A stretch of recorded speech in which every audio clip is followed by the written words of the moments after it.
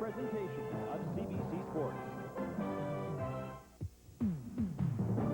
At Skydome in Toronto, the Argonauts have done their best to sell football this season. Tonight is a game that should sell itself. The BC Lions, led by quarterback Doug Flutie, are in town. The Argonauts have been waiting for this game since the night in Vancouver when they suffered their first loss of the season. BC at Toronto in a special edition of the CFL on CBC. A month ago at BC Place, there was played one of the most exciting games of the season. The good ship Argonaut carried a cargo of 3 wins and no defeats, but lurking in the waters off the west coast were the BC Lions. The Argonauts never did get safely to shore. They were scuttled before the game ended.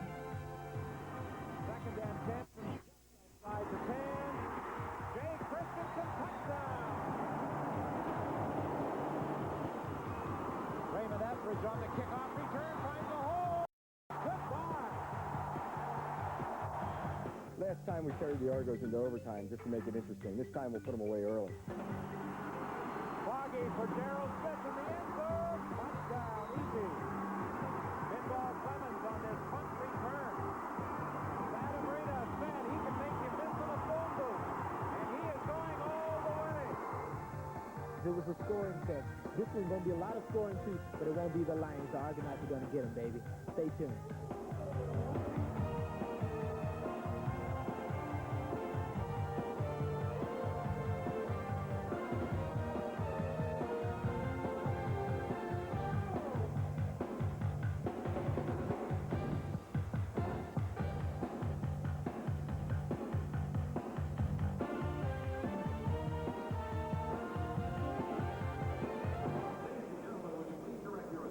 Skydome, they've come to expect excitement. Get it tonight from the league's 2 most exciting teams. The Argonauts can score in bunches, and the Lions have made a habit of pulling victory out in the final minute. Welcome to Skydome, which tonight should be a stage for some of the biggest stars the CFL has to offer. Matt Dunnigan, Rocket Ismail, and Pinball Clemens are used to starring on this stage for the Argonauts, but tonight they may have to share it with the BC quarterback. Other teams, it seems, know what Doug Flutie's going to do. They just can't stop him. And with more on that, here are Steve Armitage and Joe Gillette. Thank you, Scott. Hi, everyone. It's good to have you with us. Tonight's game does indeed feature 2 of the most exciting and explosive quarterbacks in the CFL, in Matt Dunnigan and Doug Flutie. And, you know, Adam Rita said that if they're going to beat the Lions, they have got to stop and contain Flutie. Easier said than done. Well, that's easier said than done because you not only have to contain Flutie on the front side, you've also got to contain him from the backside. He loves to spin out and around. He got those 15 touchdowns this year by moving around and avoiding people like a matador. And Doug Flutie has special performed well tonight. His parents will be in the crowd here at the Skydome. Matt Dunnigan will start for the Toronto Argonauts. Did not start for the Argos of BC Place Stadium. Well, Matt Dunnigan, if Flutie's the matador, Matt Dunnigan's the bull. He'd like to run over people, and that's why he's been injured so often. He's just too tough for a quarterback, and when he's played, he's done an excellent football job scoring points, but he hasn't played all the time. Matt Dunnigan and Doug Flutie, 2 of the stars, will be watching tonight. Now let's go back down the sidelines and join Scott Oaks. Scott? Steve, it's an exciting brand of football, this CFL game, but as scores keep going up, people start wondering where defenses went. On Live at the Half, Argonaut linebacker Don Moen will state the case for the defense, and CFL Commissioner Donald Crump will update us on the Ottawa situation. Is the purchase close at hand? We'll find out on Live at the Half. The kickoff is up next at Skydome.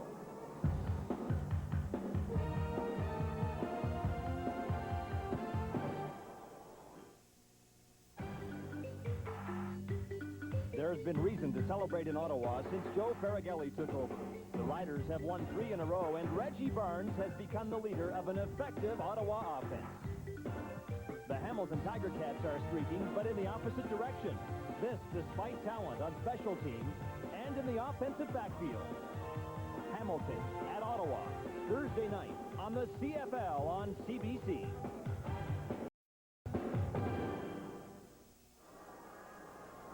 Welcome back to the Skydome in Toronto. Normally, we don't give you the weather conditions because we're playing in the Dome, but tonight the Dome is open. Temperature 30 degrees plus. It is very hot, hazy, and humid with the accent on humid. It's going to be a hot night for that man down on the sidelines making a return to the Skydome. Of course, he coached the Argos for 7 years, over 70 victories, but this is his first game back as the head coach of the BC Lions against his former team. Adam Rita, with a 5-2 record since becoming a head coach in the CFL. And Kalesic will kick things off for the Toronto Argonauts. This game is underway. The return match, Argos and Lions. This is Etheridge. Bit of a hole up the middle, and Etheridge gets up to the 37-yard line, where the BC Lions pretty good field position for Doug Flutie and company. A 63-yard kick and a 25-yard return. Keith Costello there to make the stop for the Argos. Well, Doug Flutie hasn't had the rushing statistics that he had last year. He was the leading rusher last year, but he doesn't need to do that. He's got Volpe in the backfield this year. He can do the rushing for him. 1st and 10 Lions from their own 37.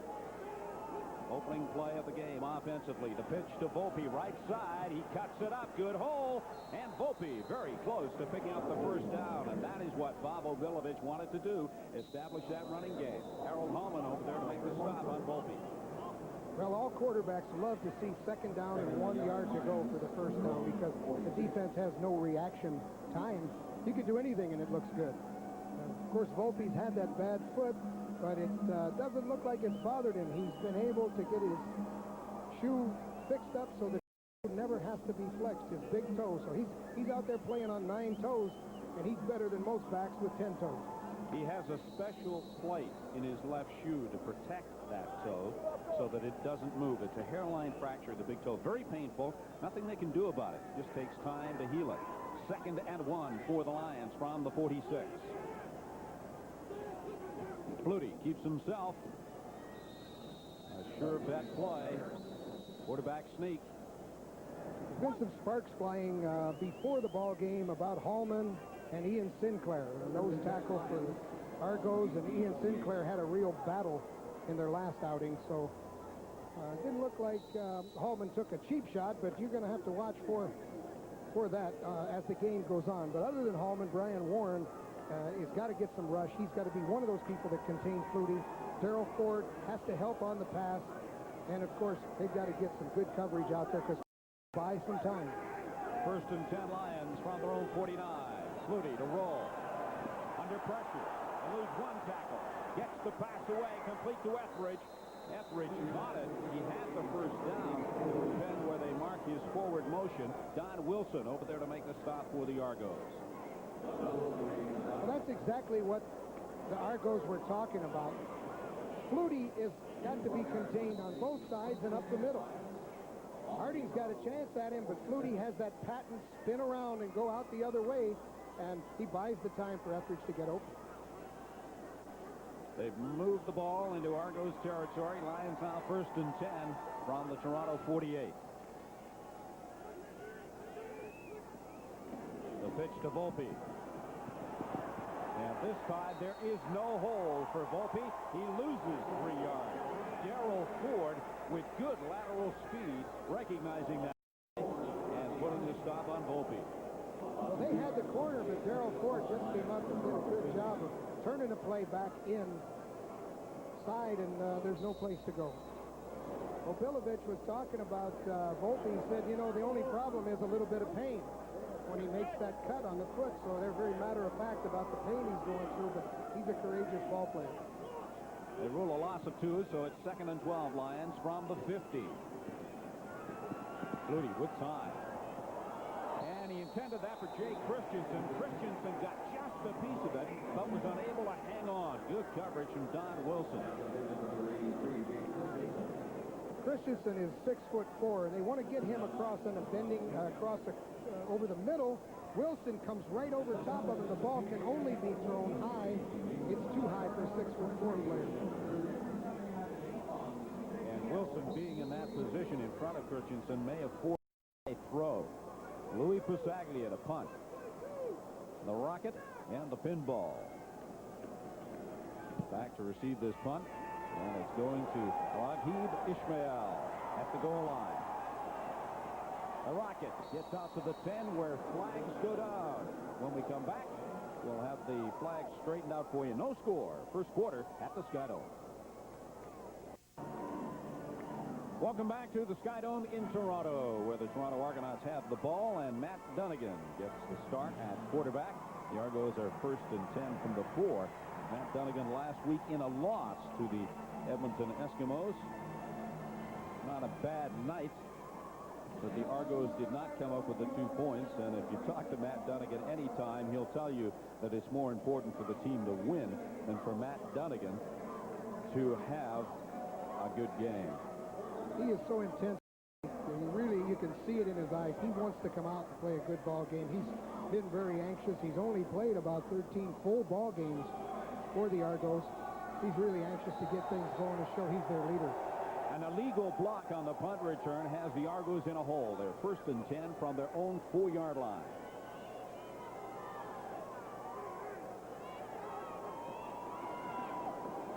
They give the pinball, big hole. And a good run by Mike Pinball Clemens gets him up across the 22-yard line. Wetmore and Andrew Thomas there to make the stop. A 16-yard gain for Mike Clemens. Well, Toronto came out. They put 4 receivers to one side of the field, and that really causes problems when you're in man-to-man coverage. You got to get out and cover everybody. There's nobody left to tackle Pinball when he comes out on the draw play. That gets the Argos out of a big hole in a hurry. They are now 1st and 10 from their own 22. Go back to the well again. Give it to Pinball. Only this time, the gain is about a yard or 2. Mark Jones there to make the stop for the Lions.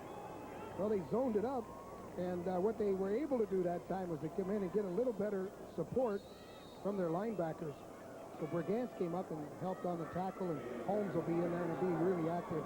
But Dunnigan's got the tools, and Adam Rita talked about Darrell K. Smith, Mike Clemens, and, of course, the Rocket. And those are his guns. That's what he calls them. Adam Rita calls them his guns. 2nd and 9 Argos. And again, they go to Pinball. Reverses his field. Does not quite have enough for the 1st down. But he's not shy by much.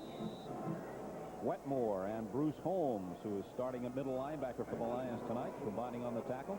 Well, that's a counter draw play, and you can see what Pinball did is he didn't run the hole. He ran completely back on it. There are not many players that can run a cutback on a counter play, but Pinball just did that, and there's got to be some people shaking their heads saying, what do I got to do to stop this guy? Shy of the 1st down by about the nose of the football. Jake Ireland, the referee tonight. Man with black hat wearing number 62.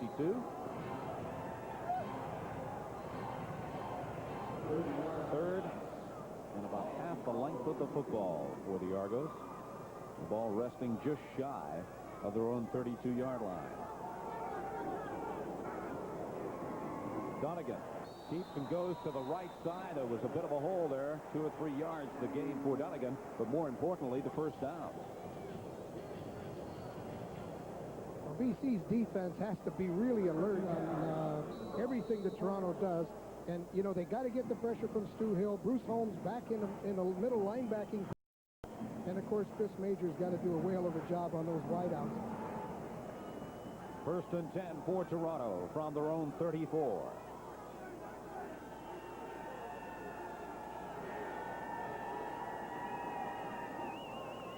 Good fake to Pinball, and then the pass intended for Kevin Smelly, and it's incomplete. What they wanted to do is to set up that counter screen pass, and it really works like a middle screen because of the way the defense flows. Adam Reed is thinking, well, if the screen doesn't work, maybe we'll have good pass protection tonight. He hopes. All teams in the CFL realize the importance of having a running game. Adam Rita certainly no exception. Like 100 yards, and he doesn't care how he gets it. 2nd and 10 for the Argos. Dunnigan rolling out, has a man open, complete. That's Jeff Boyd, and Boyd forced out at the 40-yard line by Andrew Thomas. Now Jeff Boyd is coming down. He reads the coverage. What they're doing is rolling the corners up to take away the short pass, to take away the 10-yard pass. But Matt throws the ball about 20 yards downfield, and they have an excellent 1st down play. A little bit more than 20, Joe. 36 yards, the length of the gain for the Argos. They are now 1st and 10 from the Lions' 40. Still no score. Opening quarter here at the Skydome. They give the Smelly the first man through. Good fake from Dunnigan. Took a few players with him. This is extremely tough on the defense because they're splitting their receivers out so wide. They're not getting a lot of help inside. And you just know what's going to happen. They're going to come down here and throw that ball to those receivers in a flood eventually. A gain of 5 on that running play. It is 2nd and 5 from the Lions' 35.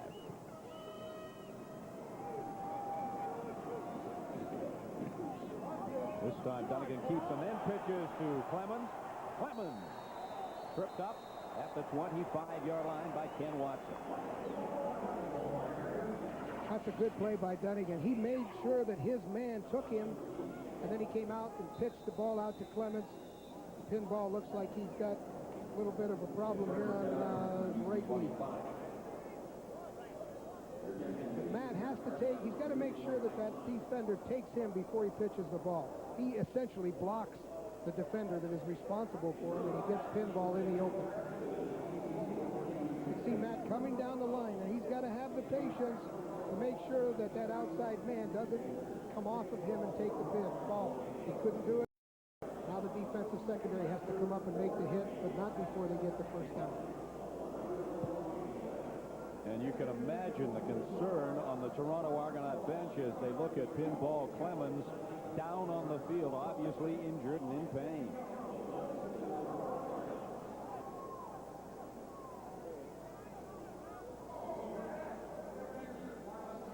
Well, normally when your leg's up in the air, you don't have a big problem. It's when it's planted, so let's hope that it's nothing serious. Mike Clemens, the MVP in the Canadian Football League last season, off to a great start this year for the Toronto Argonauts. More or less looked like a whiplash, you know. The thing looked like it moved a little bit, and that's painful, but not often serious. So Clemens came into this game with 320 yards rushing, 350 yards receiving. No score. First quarter here at the Skydome. Stay with us. More action to come.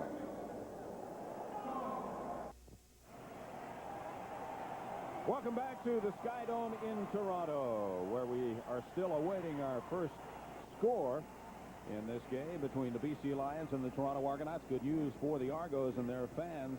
Mike Clemens coming off the field under his own steam, limping, favoring his right leg. And it looks as if J.P. Izquierdo will take the place of Mike Clemens in the Argos backfield.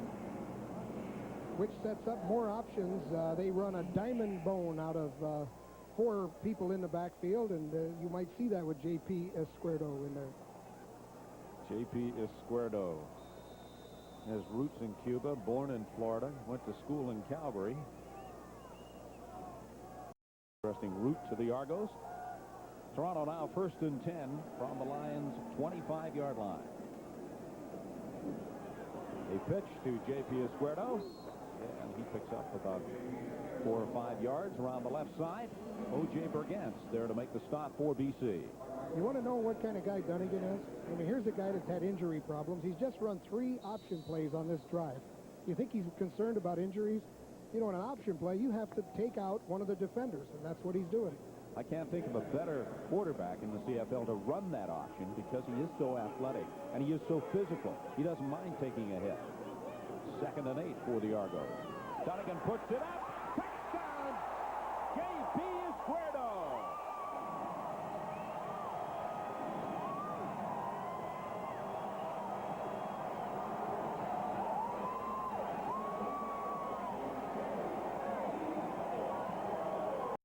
J.P. Izquierdo did exactly what Pinball Clemens does. He got right down the seam in that zone coverage, and a perfectly thrown pass just led him right over the shoulder. Not often an easy catch when it comes in over the shoulder, but J.P. pulled it in. And Cuba, Florida, Calgary, Toronto, he's here for a touchdown. Lance Chomick is good with the point after, and the Toronto Argonauts take to the scoreboard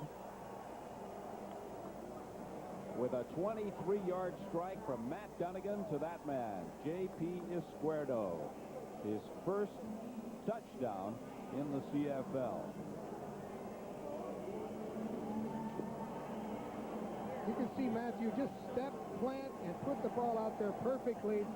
But he shredded the defense. He went right into that seam. We said he was intense before the game, and he is pumped up now. Look how happy he is. Took his team down and got the first touchdown. And what a break for J.P. Izquierdo. At the expense of Mike Pinball Clemens, he goes down and gets injured. 2 plays later, J.P. Izquierdo has his first touchdown in the CFL. And J.P. is one of those players that goes on all the kick coverage teams. He is downfield making tackles, and it's kind of nice to see one of the special teams players, a guy who's unselfish and dedicated, that goes down and does all of the things you have to do in hot, humid weather. It's nice to see him get some points for it. Ilisic with the kickoff. Etheridge with the return at the 25. And flags go down as Raymond Etheridge gets up to the 35-yard line. We'll have to see what those flags are all about. A 62-yard kick and a 22-yard from Etheridge. Let's go down the sidelines. And Scott Oak. Scott? Steve, on the Argonaut bench, the good news is that Pinball Clemens, CFL's most valuable player of a year ago, is up and walking around. They believe it's just a slight strain of his left knee. They don't think it's anything serious. If he's able to shake it off, he could return to this game. Blocking from behind against the BC Lions, charged against Mark Jones. That makes it 1st and 10 Lions from their own 20. Flutie gives to Volpe. Not much running room for Volpe on that right side. A gain of about 2.5 yards. The theory, of course, that they're trying to do here, if they're going to get a lot of upfield containment on Doug Flutie, then they should have the roll-out draw play, which is what they tried to do. They tried to execute it on this play, but Hallman, we said there's going to be a up in there. You know, Hallman's coming out there, but Donnie Moen is in there as well. 2nd and 8 BC from their own 22. Argos lead 7-0 first quarter. Flutie has time. Now pressure. Flutie eludes the pressure. Throws downfield looking for Jay Christensen. That's intercepted. Argos.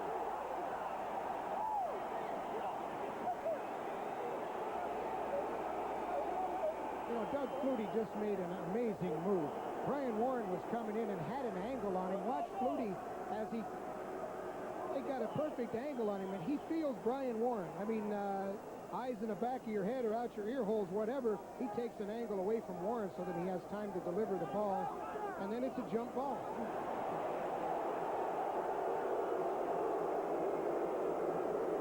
Hallman is going to have a fight for this particular ball game, and Jamie Terrace is going to be in there. He's helping out his buddy. Ian Sinclair will need some help on Hallman if it goes true to form as it did the last time these two clubs met. And the Argos get a break from the officials. They ruled that that ball was out of bounds when taken by Don Wilson. So it means a 3rd down situation and a punt for Louis Presaglia, not one of his best. And a bad bounce for the BC Lions. So the Toronto Argonauts, when we come back, will have excellent field position from which to start this drive.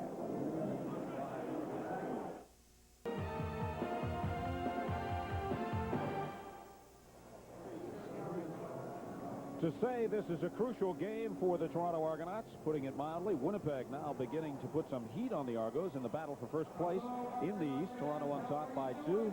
Ottawa with that win over Hamilton a couple of days ago, making a move. Calgary still the leaders in the West, but Edmonton only 2 points behind. The BC Lions would love a win here tonight to move into a tie with the Eskimos. Saskatchewan, with their new head coach, Don Matthews, have to get their act together if they're going to make a playoff spot at 91. I don't think Adam Reed is too concerned about making a playoff spot, but he certainly like a win over the BC Lions to even the score so far this season between these two teams. Argos first and 10. Quick pass to the Rocket. He juggled it. Picked up about a yard maybe. Ken Watson was covering on the play. Well, you know, that's that east-west football. When you throw that ball east and west, you don't usually get the things that you get done north and south. Well, that was a big concern for Obi at the beginning of the season, his young team. But he has certainly got a lot of faith in youth. He continues to play these young players, and he thinks he's building a potential dynasty.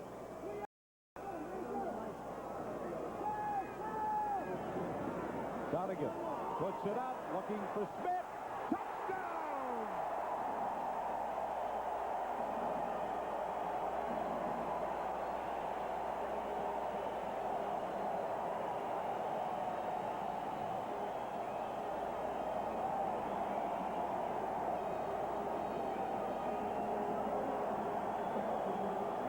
Well, there's that determined guy we just talked about.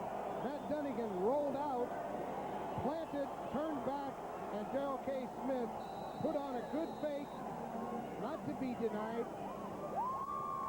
Watson was right on top of him, and there's two guys 6'4" fighting for the football. Darrell K. Smith won the fight, and Matt Dunnigan has 2 touchdown passes here in the first quarter. And Lance Chomick has himself a point after a 41-yard strike from Matt Dunnigan to that man, Darrell K. Smith, his 5th touchdown reception this season. That's worth another look. What Matt Dunnigan did by rolling to the strong side of the field is he took the free safety out of the picture, so it's one-on-one, Watson against Smith, and the coverage is good. But Darrell K. just went up at the right time, perfect timing to pick that ball out of the air. Watch Matt Dunnigan's reaction. You think he's not determined for this ball game? Put that fist up in the air, Matt. You know, he said before the game today, he says, you know, I don't know why people keep saying I'm muscular. I feel like I'm skinny. I'd like to have about 10 skinny guys protecting me like that. Skinny he isn't. Very tough, and as you pointed out, a very determined quarterback. Remember, he's coming off that injury. Ricky Foggy has quarterbacked the Toronto Argonauts through most of the season. Dunnigan going out early and then coming back last week in that loss of the Eskimos. So he wanted a good, and more importantly, 2 points for the Argos. Alessi kicks off.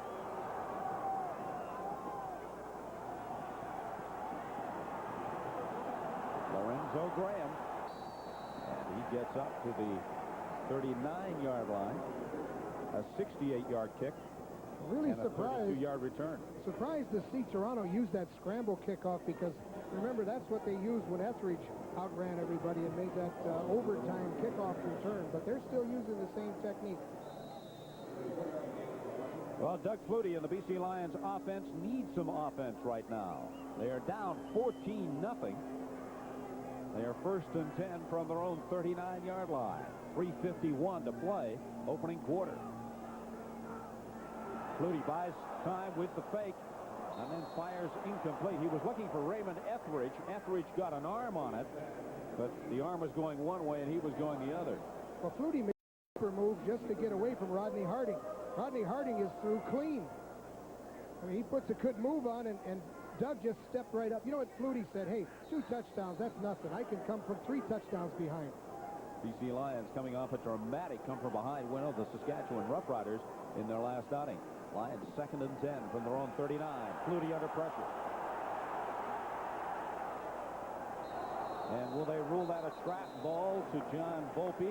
That's what the Toronto Argonauts didn't want to have to do, is chase Flutie around all night.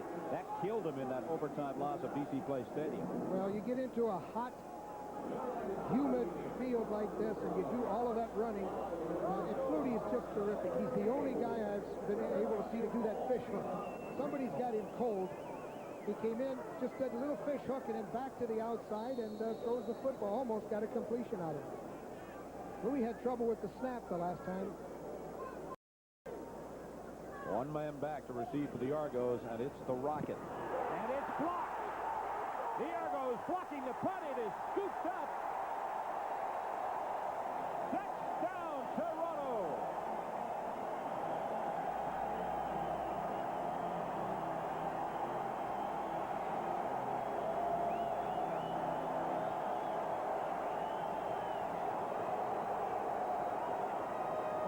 special teams play a major part in every football game. They play 1/3 of the game. You know, 1/3 of the Canadian game is kicking.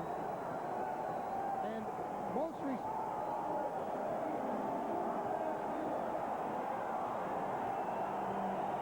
teams' responsibilities are to block outside. And what happens, Toronto gives a tremendous rush to the strong side of the field. With the point after. And all of a sudden, the Toronto Argonauts are on top of the BC Lions 21-0.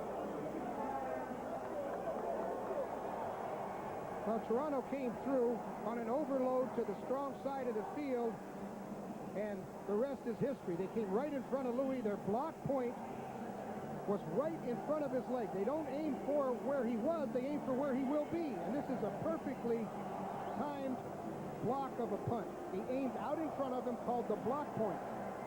Watch Louis kick the ball. They don't aim for the punter, but for the point where it's blocked. And that's Masani who gets in to make the block, and then Kardash scooped up the loose ball and rumbled 17 yards for the touchdown. But it was that man, Paul Masani, who got on top of Louis Pasaglia before he could get the kick away. And Paul Masani told us yesterday that Andrew Murray's getting a lot of the notoriety. He was going to do something about it today. He didn't tell us he was going to block the punt, but he just said that he was going to do something that would let people know that he was the other half of that Andrew Murray tangent. Paul Masani, Andrew Murray, they're like twins. They go everywhere together. Remember last year in the Sky Dome, 68-43 favor the Argonauts.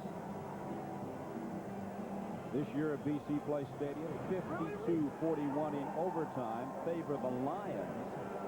So I've got a feeling that this game is far from over in terms of scoring. But right now, it's all Argos, 21-0. Elesic, the kickoff following that touchdown. Etheridge takes it inside the 5. Looking for a hole, found one. And Etheridge does well to get up the 25-yard line. Ed Brary is there to pull him down. A 71-yard kick from Hank Elesic and a 21-yard return from Etheridge. Toronto wanted to cover Etheridge because they know what he did to them the last time. And like I said, they're using the scatter kickoff where they all bunched up and then they spread out and they come down. But what makes that go so well is Elesic's deep kicks. He's hard to judge on his kicks, and he gets it very deep. Good coverage by Toronto. 1st and 10, Toronto. Or make that Lions from their own 25. Flutie looking for Etheridge. Etheridge turned, and the ball was there. Talk about firing to a spot. Well, that was perfect timing because what Flutie did, he threw the ball before Etheridge made the cut. Etheridge turned, the ball's there. There's no chance for an interception. That's a perfectly thrown pass. And that's a 7-yard pickup for the Lions.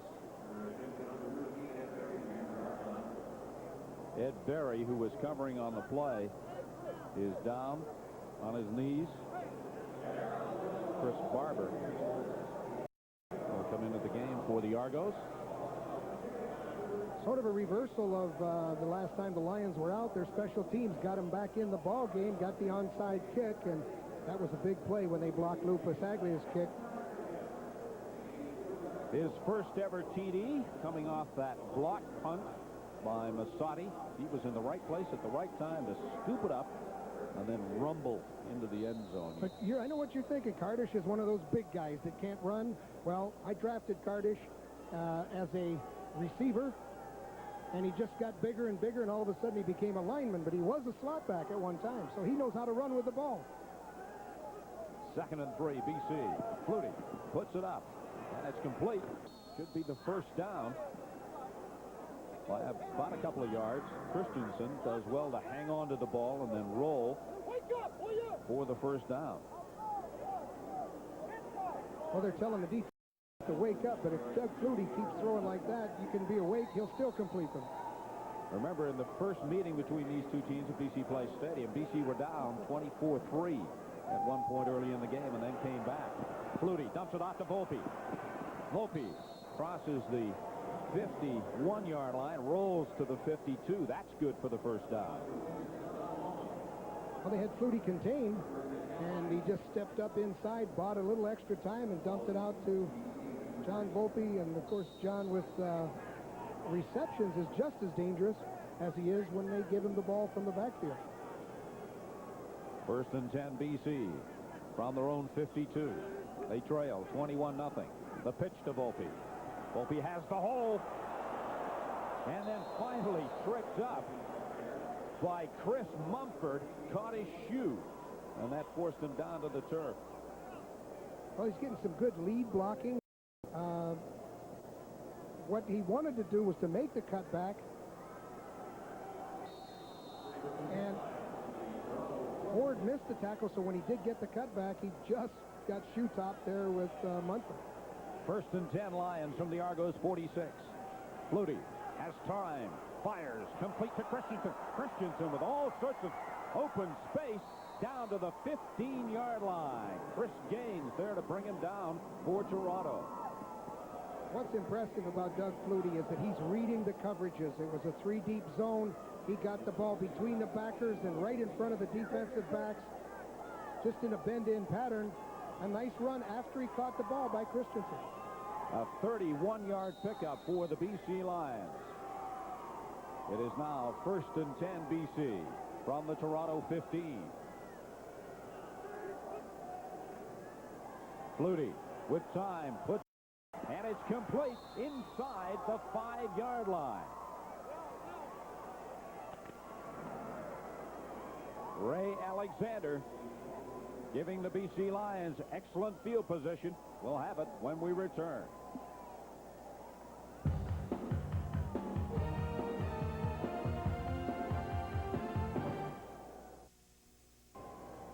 It's a hot and humid night in Toronto. You look outside the Sky Dome and then back down in, where the BC Lions are on the move. They are first and goal to go from the Argos 5-yard line. Toronto lead 21-0. This is the opening game of the second quarter. Flutie pitches to Volpe. Volpe cuts it back up in and gets down inside the 2-yard line. Well, Hansen either went the wrong way or we had a problem, because as you can see, Flutie was motioning to get his slot back Christensen out there, never got out there in time, so that's kind of tough for Volpe to run without a lead blocker. Hansen went the opposite way. Don Wilson there to make the stop for the Argos. It is second and goal to go. The ball's at the 2. Flutie just hands off to Volpe. Touchdown, BC. Great second effort from John Volpe. Found Brian Smith and Chris Mumford before getting into the end zone to give the BC Lions their first major score of the ball game. Well, here's a guy who has a sore, broken toe, and watch, he never stopped. His feet never stop moving. The determination is there. He keeps digging, scraping, fighting. He gets hit, still driving into the... He looks like Earl Campbell scoring, and I know he's not that big. Louis Pasaglia's point after is good. So the BC Lions were down 21-0, now trail by 14, 21-7. You think that doesn't fire up your football club? You got a guy with a broken toe who shows you an effort like that. I think the defenders are going to be pumped up and ready to get back in there. But when you got Flutie in your arsenal, you're never out of it. Great job of taking the ball down the field by Flutie, and a great finish by John Volpe. That's a super effort. With a lot of pain and duress, he still got it in the end zone. John Volpe, a master's graduate from Stanford University, California, in engineering, no less. He was probably figuring out the shortest distance between 2 points. The velocity it would take to get him into the end zone. Or maybe he was just saying, my foot hurts so bad if I don't score fast. Julio Caravetta, kickoff for the BC Lions. Smelly. Smelly loses the ball. Toronto have recovered at their own 42-yard line. Kevin Smelly. Now let's go down to the sidelines. Escato Steve, got an update on Mike Pinball Clemens. He will not return to this game tonight, and the judgment of the Argo medical staff, he shouldn't run the risk of playing again, although they maintain it is still just a slight sprain in his knee. Carl Brazeley was not a threat to play tonight because of a pulled hamstring. Carl will be talking to Don Moan about this on Live at the Half, but venture your opinion. Where has defense gone this year? Well, I think, defense is as strong as always. I just think it's a case of the offensive coaches going into their bag of tricks and coming out with more complicated offenses. They get more skilled players. It's just been hard. All right, good luck, and hope to see you play next week. All right, thanks. Steve? Scott, on that play, Matt Dunnigan pitched to Rocket Ismail, who was the second man in the I formation. Andrew Thomas there to make the stop for the BC Lions, and the Rocket picks up 5 yards. Well, we talked about east-west and north and south. The Rocket goes north-south as well as anybody. When he gets the football, he accelerates towards his goal line, and that's what you want out of a back. And he's played in the backfield before. J.P. Izquierdo, and he has the first down with a couple of yards to spare. Mayo there to make the stop for the BC Lions. Let's check the stats in that opening quarter. Well, the big plays, of course, came on special teams. And, other than that, it's fairly even. The block kick and the short kick were two of the reasons why you can have the same stats and have a big lead like that. The time of possession, more on BC's side, interestingly enough, but Toronto would like to keep the points. First and 10, Toronto from their own 53-yard line. 3 receivers split to the right side. Dunnigan in bit of trouble. Looked like a misplay, bad communication there on the part of Dunnigan and his running back. There's Dunnigan. You can see him. I mean, you never have to wonder when Matt's in there. You know who messed up. He's looking for Izquierdo to pitch the ball out, and when he didn't find him, he told him about it. Watch him run over and tell JP, where are you? I want the pitch. Remember, J.P. Izquierdo into the ball game in place of Pinball Clemens, who, as Scott pointed out, is gone for the game. Excellent fake there from Dunnigan.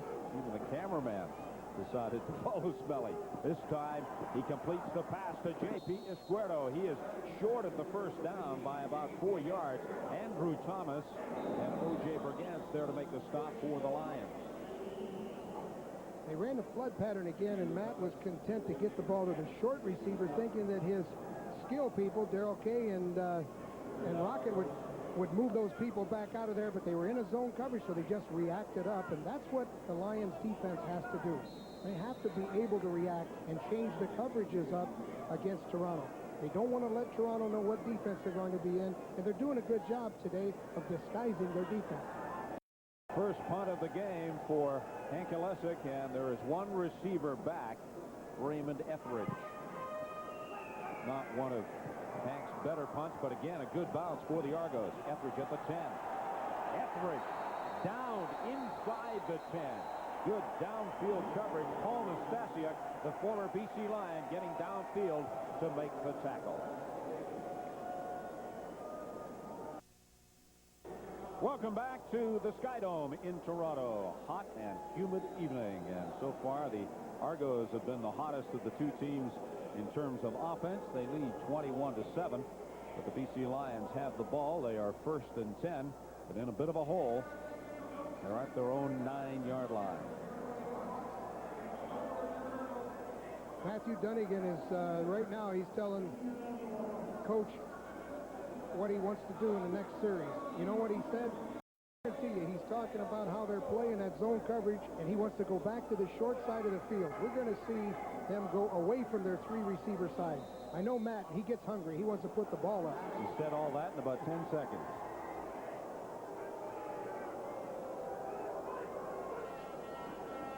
Flutie gives to Volpe. Volpe shakes off one tackle. Good running by Volpe. Upended at the 20-yard line, but there's a flag down inside the 10. Chris Mumford making the stop for the Argos. Don Moan got in there and had a good shot at Volpe. I think Moan was offsides as well. He's calling offside. Toronto number 36. Decline. First down.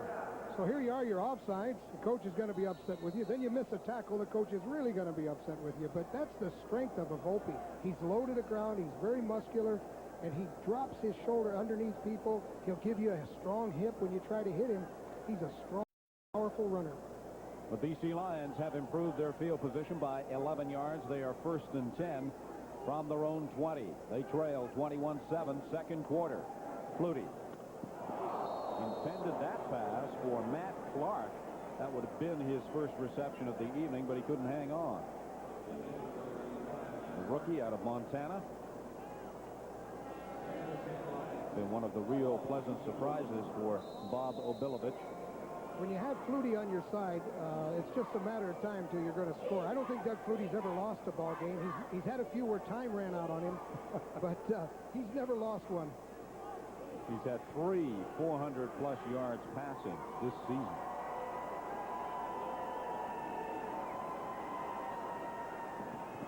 And this time he completes to Jay Christensen, and that's good for the first down at the 31-yard line. Don Wilson was there to ride Christensen out of play.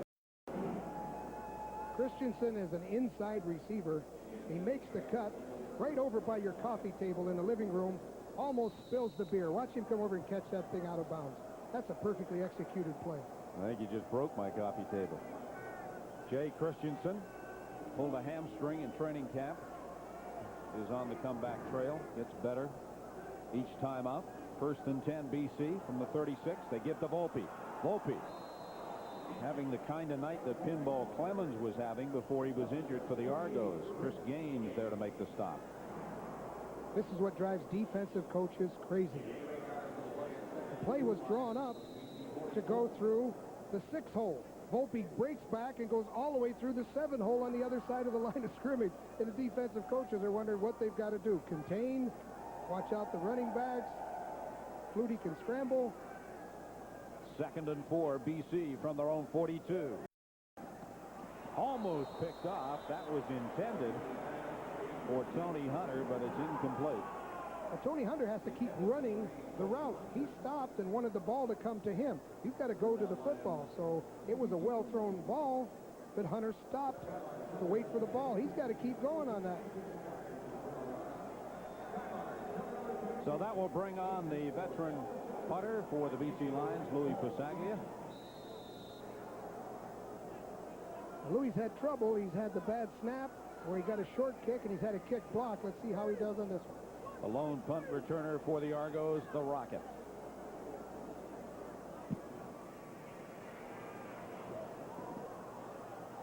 Tough bounce. But the Rocket is quick enough that he's able to recover, but there is no return for Toronto off of that kick by Louis Pasaglia. The Argonauts continue to lead BC in the second quarter, 21. If it's scoring you want in football, then the CFL is your league, but has there been too much of it this season? On a bigger field with multi-talented players like Pinball Clemens and Rocket Ismail, is it possible to keep it under control? We'll discuss that with Toronto linebacker Don Mullen live at the half, and Commissioner Donald Crump will be with us to discuss the prospective sale of the Ottawa Roughriders. The commissioner would like nothing better than to give up his job as president of that team. He's had it for a minute, Steve. Scott, on that play, Matt Dunnigan pitched to the Rocket. He tried to find some running room on the right side. Well, Rocket Ismail is not a track man that's playing football. He's a football man that ran some track. And if you don't believe it, look here. Shoulders pointed right up the field, and after he takes the hit, he drives the pile forward. A gain of 9 yards on the carry for the Rocket. So it's 2nd and 1 Toronto from their own 34-yard line. They lead BC 21-7. 7:48 to play. Second quarter. Dunnigan has time and had 2 receivers open, but was unable to find J.P. Esquerdo or Masadi. Flag is down. Toronto was showing the option formation, the wishbone, but they came the flood pass. Forward pass interference. BC number 8. First down. Ken Petway called for the interference.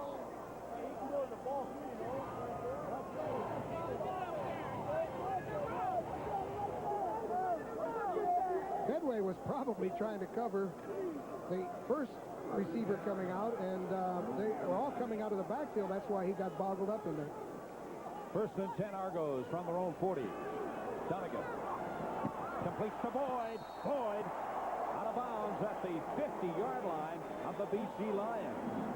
There's probably nobody happier than Boyd because he had been the forgotten man in this offense, and Matt has found him several times already tonight. It's a nice pickup by Esquerdo, helping on the blocking. Good throw by Dunnigan, a nice completion by Jeff Boyd. 20 yards for the veteran receiver who began his career with the Winnipeg Blue Bombers. First and 10 Toronto from the BC 50. Donegan, quick pass to the Rocket. Rocket, we have ignition.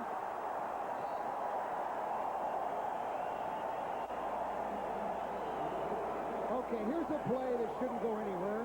I mean, you've already got 3 receivers out there, and they're going to throw the football. That's where all of the attention is. But Rocket makes people miss. He's got some good blocking picked up, but look, if Pedway doesn't miss, the play is an east-west play. It's for about 3 yards. But Rocket made it work. A few more than 3 yards for the Rocket. The ball is spotted at the 26-yard line, where the Argos are now first and 10. Donegan pumps once. He's going to keep it himself. And Donegan is close to the first down. Had to get to the yard line. Bruce Holmes and O.J. Bergantz combining to make the stop for BC. Well, when you're down in this part of the field, you're going to get blitzing. You're going to get a lot of man-to-man coverage, and that cleans out all of those defenders. So the quarterbacks like to run when they get into this position. When they get into the scoring area inside that 30, they like to run. So watch for Matt. He may take off. Second and 1 Argos. The ball at the 17-yard line. Donegan keeps himself, finds the hole, and gets down just shy of the 10-yard line. He showed some determination, took that drop step, came back and drove over Bob Skemp.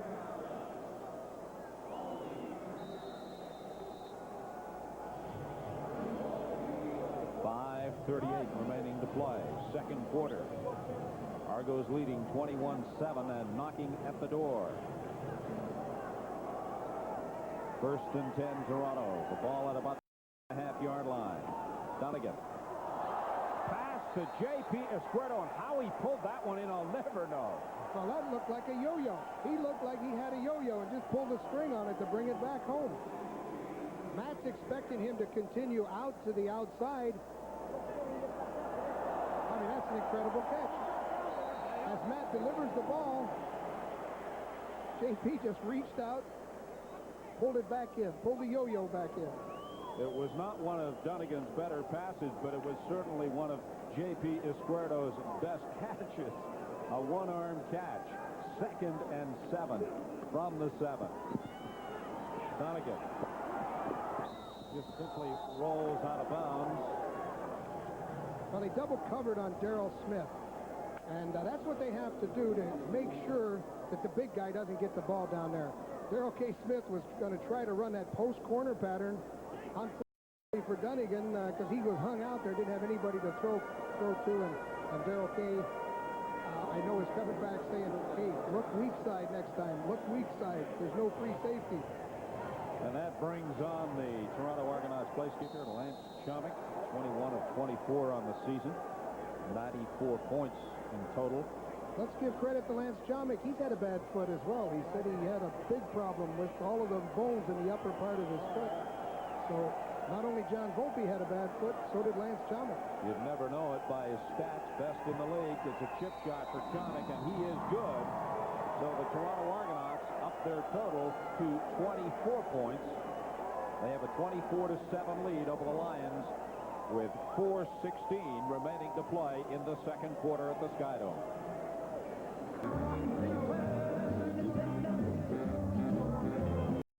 You know, when the Postal also strike on. Here's an award that could live up to its name. The Chintzy Bowling Trophy, the CBC shirt from the 1976 Olympics, all of it worth about $32, GST included.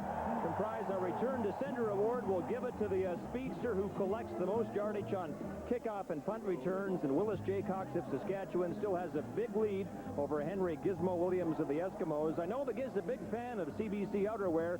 He has one of my old melon jackets, and wouldn't the Olympic shirt complete the ensemble nicely, Steve?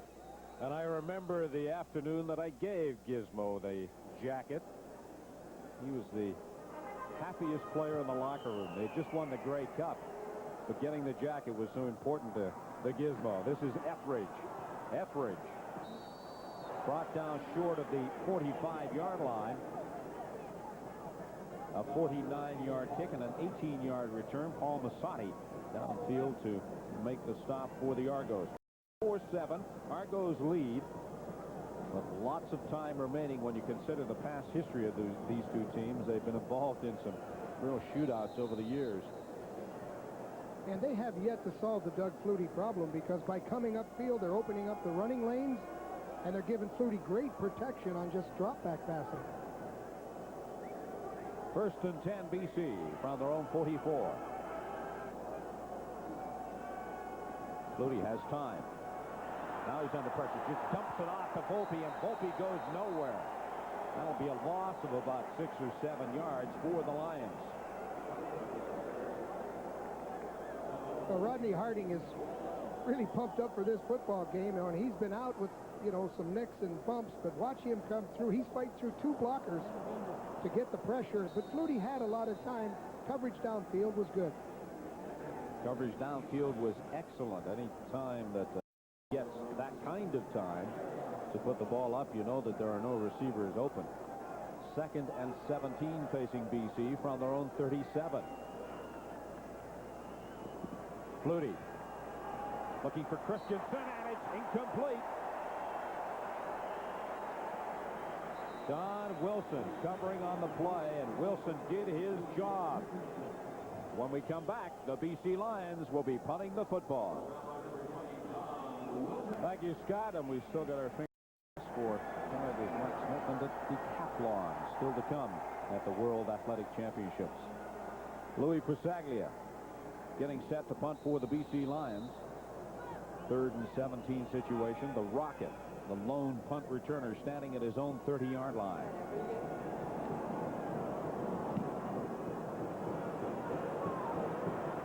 The Rocket at the 35. At the 40. And tripped up just shy of the 50-yard line by Mike Marasco, but a flag goes down inside the 40. A 37-yard punt from Pasaglia and a 13-yard return for the Rocket. Probably a clip.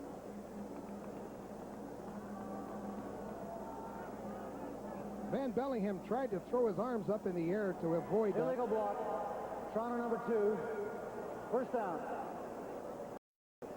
The call from Jake Ireland.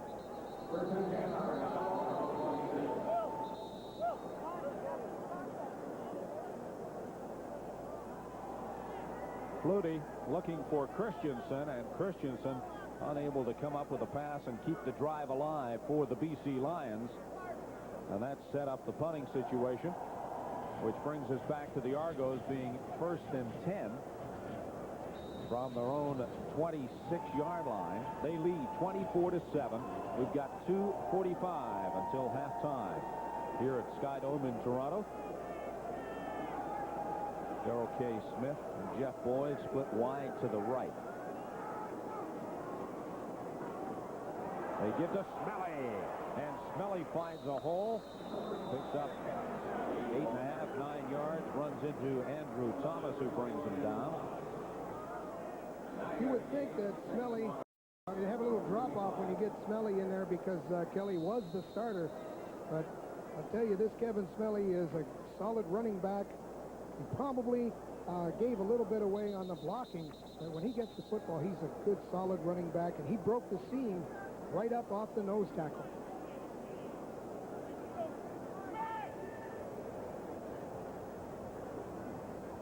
The BC Lions have a little more flexibility now that Mike Clements isn't in the ball game. Without Clements in there, they've got a chance now to do what most of the time they would like to do, and that is to either change up man or zone coverage. I didn't feel they could do that with Clements in there. Coach Obilovich didn't like the idea of having a linebacker on Clements. He didn't think that was a good match. 2nd and 1 for the Argos. That delay there caused by illegal substitution. Holmes went back into wasn't supposed to go into the game. He had to stay out 3 plays. Well, the new rule is that when you're injured, you know, it's got to be a 3-play thing, and that was to eliminate people from faking an injury. Not a bad night for Matt Dunnigan. 8 of 9, 155 yards and 2 touchdowns. He wouldn't be happy with that one that wasn't caught. Well, he's a perfectionist. He'd like to see it 9 and 9. 1st and 10, Toronto from their own 38. The Rocket. And he crosses the 52-yard line before he's stopped.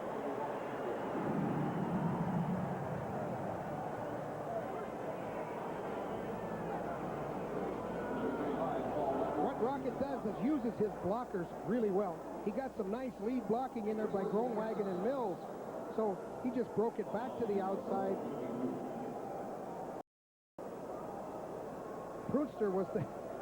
I'm getting my big, tall guys mixed up. Brewster was the guy that did the good job on the lead block. They would not appreciate that. Jim Mills told us yesterday, he said, don't forget the O-line. Dunnigan with the option. And he tried to find J.P. Izquierdo with the pitch. And that time he apologized to J.P. Izquierdo and said, that time it was my fault. Well, he wanted to pitch it because he knew that he was being taken. And as he comes out on the option, after the fake to Smelly, he comes out. Like I say, he's got to make sure the defender takes him. Looks like JP's open, but wasn't aware of the ball being pitched.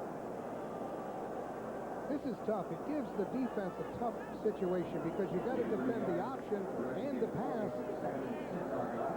It's a lateral situation. It's a vertical situation.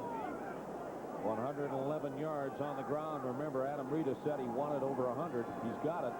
Dunnigan. And it's picked off by Petway. Petway intercepted that ball inside the 15-yard line. Well, I knew Matt was going to want to go for that one, and we knew he was going to go for the home run, but the free safety came over. Petway came over. There's a vice around the football. It's who wants to go for it. Unfortunately, JP's got his nose in the dirt. There's 3 BC defenders there. They wouldn't have done that if Clements was in the ball game because they wouldn't have had the luxury of dropping off that deep. They would have had to keep the free safety eyeing Clements on any man coverage. First turnover in the half for the Toronto Argonauts, and it gives BC the ball at their own 14-yard line. Less than a minute to play. 2nd quarter here at Skydome in Toronto. The Argos lead 24-7.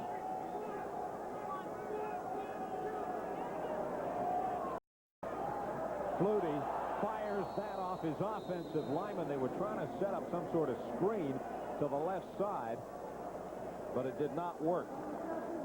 Oh, my. My, oh, my. Holding. BC number 55. Decline. 2nd down. You don't want to know what Coach Obilovich is thinking right now. When you get your center called for holding on a screen pass, he is not happy. That was a screen. On a screen pass, you let the defender come through. You don't get called for holding. Ian Sinclair, the guilty party for the BC Lions. Actually, Volpe wasn't in bad position.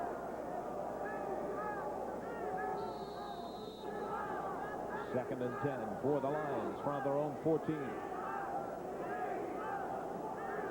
52 seconds showing on the scoreboard clock.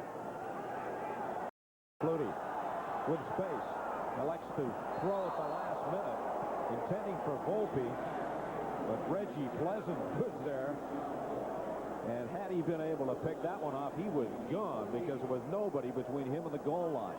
Well, you can see Flutie's motioning over to Volpe and look, I wanted you to come back to the inside. And, of course, Volpe was sort of out there mesmerized. That's the problem. Flutie hadn't scrambled much this half, and then he suddenly scrambled, and nobody's ready for it. They're not used to it. But I think he'll get back to that scrambling game if Louis can get the snap from center. Those things have been all over the clock, as they say. He's had them at 2 o'clock, 10 o'clock, 6 o'clock. Louis not happy about his snaps from center. BC Lions certainly most effective on offense when Flutie is scrambling. Bisaglia with the punt. Rocket lets it bounce. Picks it up inside the 50. Gets back to the midfield stripe. 32 seconds to play till halftime. Mark Jones downfield for the BC Lions to make the stop. A 47-yard punt from Louis Bisaglia and a 6-yard return from the Rocket. It's a good thing Louis Bisaglia has good hands, because that ball was at 12 o'clock, way up high, maybe past 12 o'clock, higher than what Louis would like, because he had to jump for it, but he still got the ball off, and I'm surprised Toronto didn't rush the punter on that play. Louis has good hands. He's a former quarterback at SFU. Donegan puts it up. And he was looking downfield for Andrew Murray, and Murray was interfered with by Ken Petway at the 25-yard line. Maybe.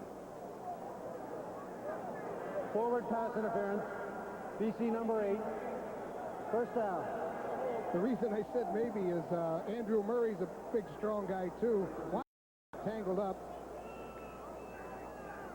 Sometimes they call that against the offense. Well, that advances the ball 26 yards. It's 1st and 10 Argos from the Lions' 30-yard line. Donegan under pressure, flips it out. It's a loose ball. And I believe the BC Lions have recovered. Yes, they have. Donegan makes a mistake. Tried to flip it out when he was under pressure. He tried to get it to Smelly. And Stuart Hill is there for the BC Lions to scoop it up. Well, Matt has been going for the home run here about the last 3 times, and I think he's looking deep on a throwback. He set. There was nobody home. Brigance came in, and then Stu Hill cleaned it up. Looked like he wanted Smelly to get the pitch out. He saw him right in front of him. Couldn't hang on. It went over his shoulder. On that particular occasion, Matt Donegan would have been best advised to hang on to the ball. 1st and 10 BC. Flutie over the middle, complete to Christensen. Christensen across the 45-46-yard line. 8 seconds remaining. Don Moen and Harold Holman there to make the stop for the Argos. Well, Doug Flutie is a Hail Mary specialist, and he's going to need one right here. This will be one of those everybody go deep plays. And that's exactly what they're doing. Flutie needs a little bit of time. Floats it out. It's complete. Matt Clark. And there goes the gun to end the first half of play here at the Skydome in Toronto. The Argonauts make their way to the dressing room, leading the Lions 24-7.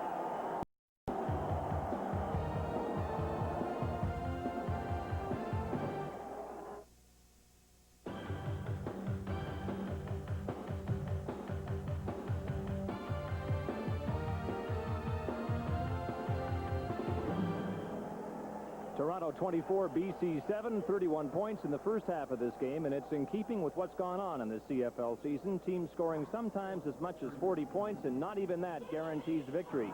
Is this league all of a sudden too wide open? This is typical of what's been going on CFL fields. Touchdowns left and right. It seems when the scoring starts, there's just no stopping it. The league's best defense is owned by Winnipeg, and they've been giving up almost 4 converted touchdowns a game.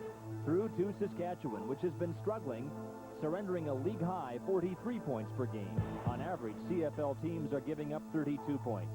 Offenses are talented, no question. Players like Rocket Ismail can and often do break a game wide open. But if this keeps up by season's end, 4,600 points will have been scored the league over. That's almost 1,000 more than 4 years ago and a full touchdown more per game. The trend is obvious. Scoring's been increasing every year. Our defense is declining, or our offense is just that much better. Argonauts' Don Moen has recognized the league over as one of the CFL's most consistent defenders, and now in the face of overwhelming evidence, he'll state the case for the defense. Is it in decline? I really don't think so. I think what's happened is the offenses have really improved, and I think especially at the quarterback position. You used to have a lot more immobile quarterbacks in the league, whereas now you've got the Fluties, Tracy Hams, and the Matt Dunnigans, which put an awful lot of pressure on defenses and make it really tough. Is it that defenses then have not been able to keep pace with the talent of the offense, those great quarterbacks and receivers and special team players? Definitely not. No, I thought that. It's just a matter of playing real disciplined defense. I think that we sort of shot ourselves in the foot when we played out in BC Place a few weeks ago, and we're trying to eliminate those mistakes, and I think it's shown in the first half. It's a big field, and when you get talented players like Doug Flutie, Pinball Clemens, Gizmo Williams, it makes it long nights on occasion for defenses. It can be, but like I say, we have a lot of talented defensive players, I think, and it's a matter of eliminating your mistakes and playing good, solid defense, and then you can be successful against those types of offenses. What will it take, Don, to go back to defensive ball games? I think it's just what I said. It's a matter of eliminating mistakes. It's not trying to kill quarterbacks like a Doug Flutie. You have to contain them, make him cut back up inside where you've got a lot of help. He's not, the immobile quarterbacks of the past are gone, so you have to be very, very, very disciplined. Strikes me that in the past couple of seasons we've had discussions like this prior to Labor Day, and after Labor Day the scores seem to settle down a bit. Why so? I think it's defenses adjusting to what the offenses are doing. You've got great scramble backs, and if you let them do their thing, you can have long nights, as we found out against Tracy Ham last week. And we're playing much more disciplined this week, and we've given up 7 points in the first half. Quick comment in the first half. Doug Flutie made you chase him a few times. Yeah, we had to chase him a couple of times, but we never let him get outside of us, and that's the key. If he gets outside, then a lot of bad things can happen to us as a defensive football team. All right, Don, thanks for your time. My pleasure. Stay with us, everybody. When Live at the Half returns, we'll be joined live by CFL Commissioner Donald Crump, and he'll share with us the latest developments on the Ottawa Rough Riders.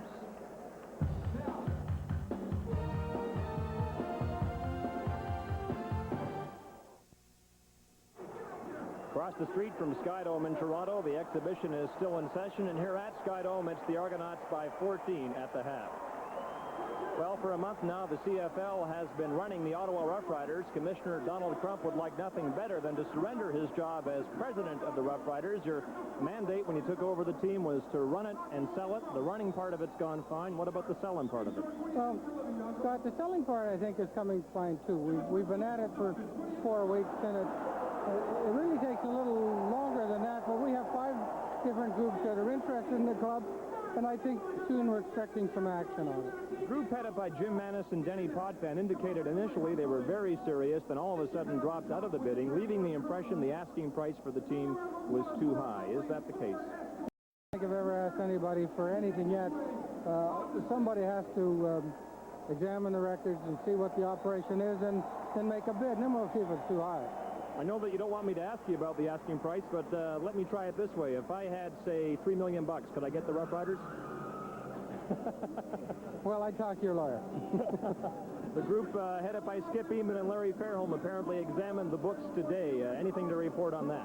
No, not yet. They haven't got back yet. I'll probably talk to them tomorrow and find out what their thoughts are. And they're a serious group, and I think they'll want to proceed as soon as they can if they have an interest. How soon could you wrap this up? Let me ask you this. We'll be in Ottawa to cover the game between the Rough Riders and Ticats on Thursday. Will you still be president of the Rough Riders at that time? I think probably will on Thursday. I hope I'm not for the next game. What's the worst-case scenario? Supposing you had to run the Riders for the rest of the season, is that feasible for the league? Well, it's not a prospect, I don't think. We want somebody that's going to have a future in it and make a commitment to the league. So I don't really look forward to going too much longer in this, and we want somebody before the end of this season. And while we've got you here, a comment on expansion is in order. You've had a lot to say about it the last couple of days. You envision a separate American division. Well, I think that at this time, if there was expansion talk, it's important to maybe look at all aspects of how you can expand. Did you get to Detroit, Commissioner, and talk to the group there that's interested in acquiring a CFL franchise? No, I've talked to Arthur Blackwell and Mr. Gleberman this week, and they understand the problem I have with the groups in Ottawa, and I'm putting it off probably till next week before I can find the time to get down there. All right, and back here in Canada, to conclude the discussion, what's the state of the Calgary Stampeders? When we were there late last week, they were perilously close to completing a purchase. Larry Rickman, the Calgary business, on the verge of buying the team. Can you update that for us? Well, I think that the discussions are ongoing. I think there are some alternatives for them, and I think that they are proceeding. So I don't think there's a serious problem in Calgary at the moment, and I think they're looking forward to negotiating a settlement pretty soon. Well, I guess the fact that some people who have money are interested in buying CFL franchises is good news. Well, I think it is, and maybe it is a good investment. Okay, Commissioner Crump, thanks for your time. Thank you very much. And here at Skydome, lots of big plays to choose from in the first half, but Steve and Joe have managed to identify one as the play of the half. Steve? Scott, if you've got $3 million, I'd like a loan. At one point in the half, it looked rather shaky for the Toronto Argonauts early in the game when Mike Pinball Clemens went down with an injury. That brought on J.P. Izquierdo, and the Argos went to work from there. Well, what do you do when you go in and replace an all-star? You play like an all-star. So J.P. went right down the seam, caught the football, and put the scoreboard. So you got to be really happy with J.P. Izquierdo as a replacement for Clemens. You talk about pressure on a young man. He came through. This is the play of the half. J.P. Certainly has had some pressure, but he's played special teams all year, and he's an open field kind of guy. Dunnigan drops back, throws it quick. Over-the-shoulder catches are difficult, but J.P. pulled it in, bobbled it just a little bit, pulled it in, showed everybody, and then did a between-the-legs spike, and 7 points on the board for the Argos. Don Moen said it at the half with Scott, that the Toronto Argonauts defense are playing disciplined defense. They have not allowed Doug Flutie to scramble, and I think that has made a big difference. They don't allow Doug Flutie to scramble, and what they've done is they've opened up some running lanes, so if BC has the patience they did on that drive that they scored, they went down the field, picked it apart, and Flutie had to drop back because they're not going to let him get outside either way. They got a chance. If they have the patience, try to go for the home runs, then they're going to be in some trouble. When you take away the scrambling ability of a Doug Flutie, you have taken a big weapon out of the BC Lions arsenal. It is 24-7 as we get set to begin the third quarter here at the Skydome in Toronto.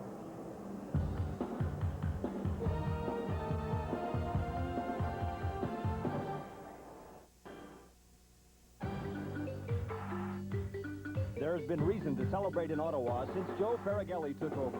The Riders have won 3 in a row, and Reggie Barnes has become the leader of an effective Ottawa offense. The Hamilton Tiger Cats are streaking, but in the opposite direction. This despite talent on special teams and in the offensive backfield.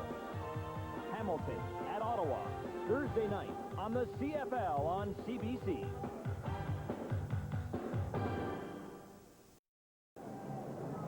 An addendum to Live at the Half, where we like to think we're on top of breaking news, and we are tonight because the breaking news of the first half, an injury to the CFL's most valuable player, Mike Pinball Clemens. What's your status, sir? Praise God, it's not too bad. I won't be able to play the rest of tonight. They're holding me out. They said if it's a Grey Cup, maybe.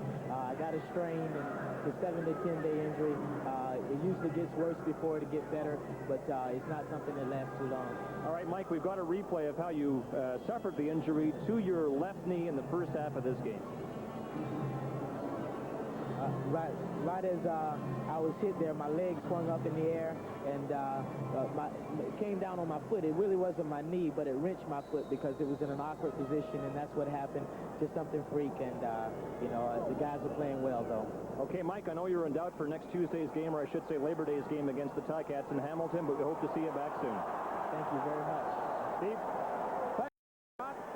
The BC Lions kicking off to the Toronto Argonauts to get this second half of play underway. It was a 60-yard kick and a 25-yard return from Darrell K. Smith.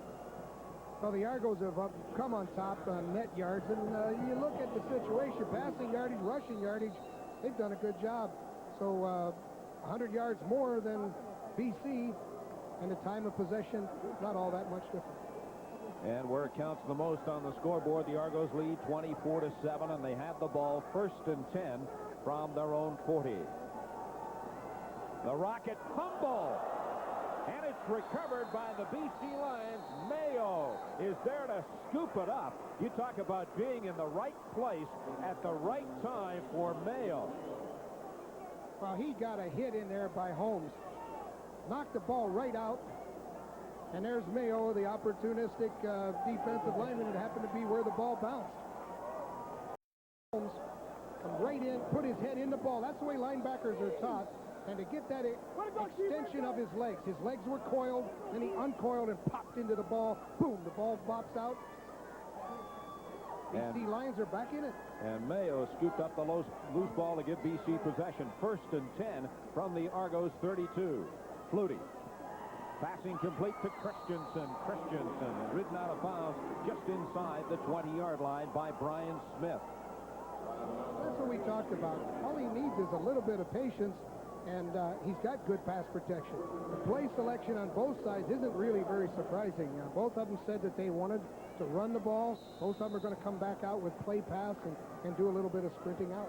BC doing what they've done well all year, and that is pass the ball. The Argos, as you mentioned, wanted to run it more, and they have done exactly that. 1st and 10, BC. They pitch to Volpe. Volpe is one tackle, gets down inside the 15-yard line. Oh, this guy is just a treat to watch. Look at him. He looks like a lineman. Jersey all ripped. That's the kind of guy linemen like to block for, because they know he's going to block for himself. Watch him block for himself. Hey, Warren can't tackle me. He goes right through Warren, comes up and takes 2 more people forward, has to come over with the help from Campbell to bring him down. So Volpe's the kind of guy the linemen like to push people back for. When you know you got a tough guy down there at your backfield position, the linemen seem to give a little bit more. Jamie Terrace, the former BC Lion running back, turned lineman, injured on the play. One thing about Jamie Terrace that's unlike most offensive linemen, he's caught 21 passes. He's had 12 runs. I mean, he's had the football in his hand. Ask me how many touchdowns he's had. How many touchdowns has he had? 0. Remember, I drafted him.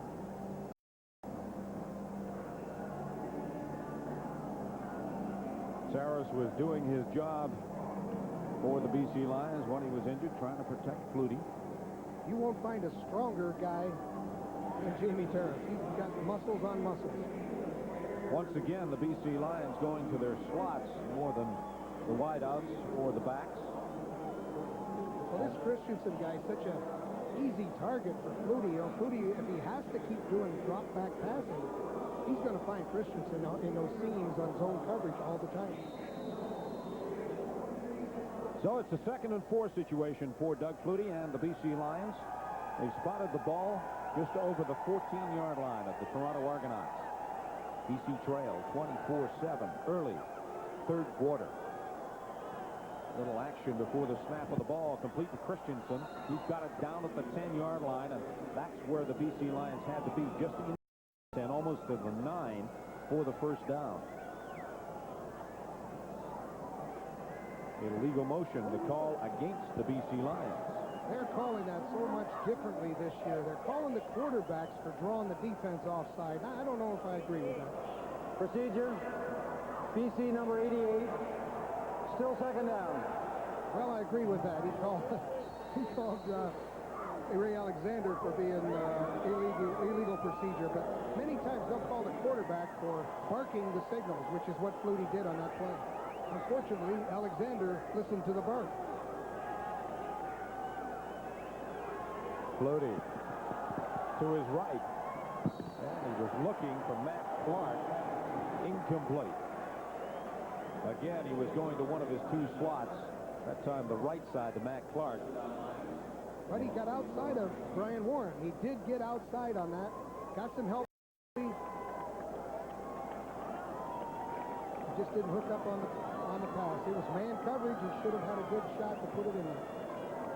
So that brings on Louis Crisaglia, the all-time points leader in professional football. Came into this game at 2,403.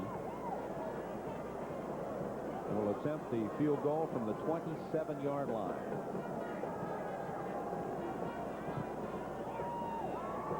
And it's good for Louis Crisaglia and the BC Lions.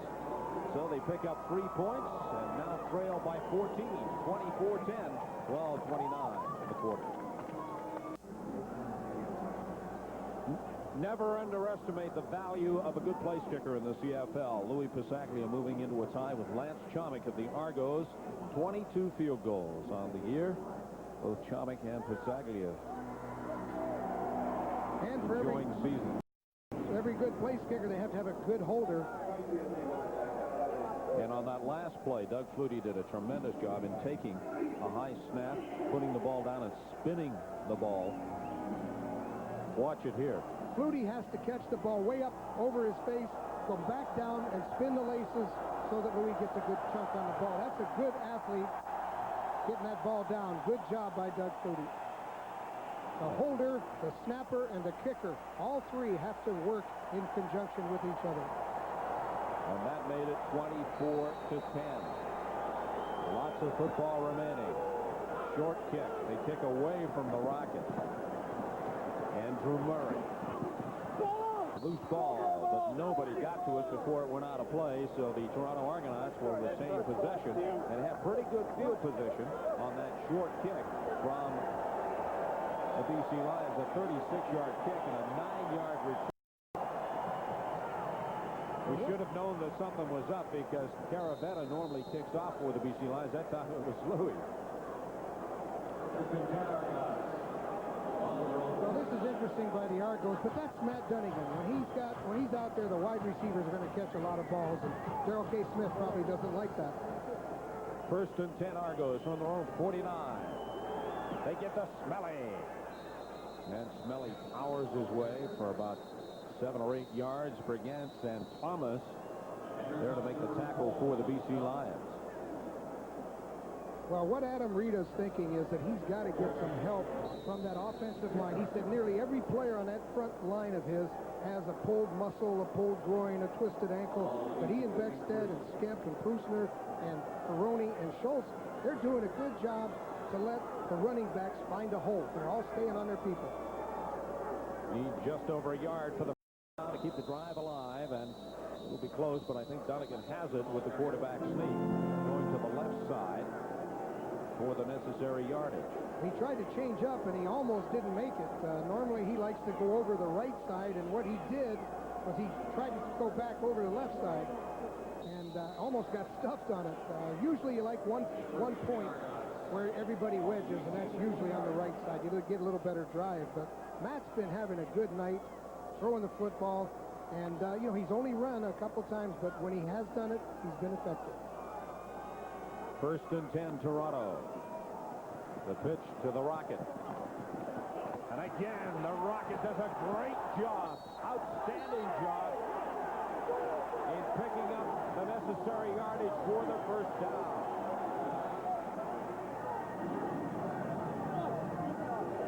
You want to be a valuable member of your football team. Rocket does. Wherever they put him, he gives 110% effort. They put him in the backfield. Watch the way he keeps his legs driving. He'll spin. He'll turn. He'll drive through, but his shoulders are always pointed towards the goal line. Spin around. Keep digging towards the goal line. There's not a lot of room, but the Rocket cuts back, breaks 2 tackles. Now watch when the Rocket is forced out of bounds right there. Unnecessary roughness, the call against the BC Lions. So it's first and 10 Argos from the 22-yard line of BC. Dunnigan with the fake and then the pitch to Darrell K. Smith. Smith down at the 11-yard line. Andrew Thomas and O.J. Brigance on the tackle for BC.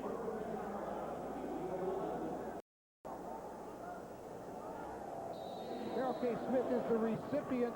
The fake comes in here. There's a lead blocker here, and Matt comes out and pitches the ball to Darrell K. Smith, who makes a nice gain on the play. Once again, Dunnigan makes sure that the defender takes him before he pitches the ball, and he gets good blocking by Andrew Murray and the Ismail downfield. Back to the live action, first and 10 from the 11. The Rocket, the ball carrier. And he gets down to about the 7-yard line. we're not looking at an extremely large back. You know, the Rocket is listed at about 175 pounds when he's got a pocket full of change. So this guy knows where the goal line is. That's a very important quality for a back, to always be going north and south. Like you say, when he has the ball and he makes that turn up to the line, the shoulders are square. Good running backs do that. It is 2nd and 6 for Toronto. From the line, 7. Dunnigan puts it up. Intended. Bruce Holmes saved that touchdown pass. Matt he had the slant in pattern, but Bruce Holmes at the last minute, the wide receiver was coming across, and Jeff Boyd couldn't do it because Bruce Holmes tipped the ball out of the way. That looks like a Grey Cup a couple of years ago. I hate to think about that. Brings back a nightmare or two, doesn't it? Oh, the 1988 Grey Cup with a tip and a bounce, and it was about on the 7-yard line, too. And Matt Dunnigan doesn't like to think about it either.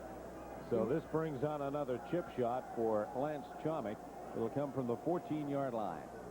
That was part of Matt's frustration. 88 Grey Cups.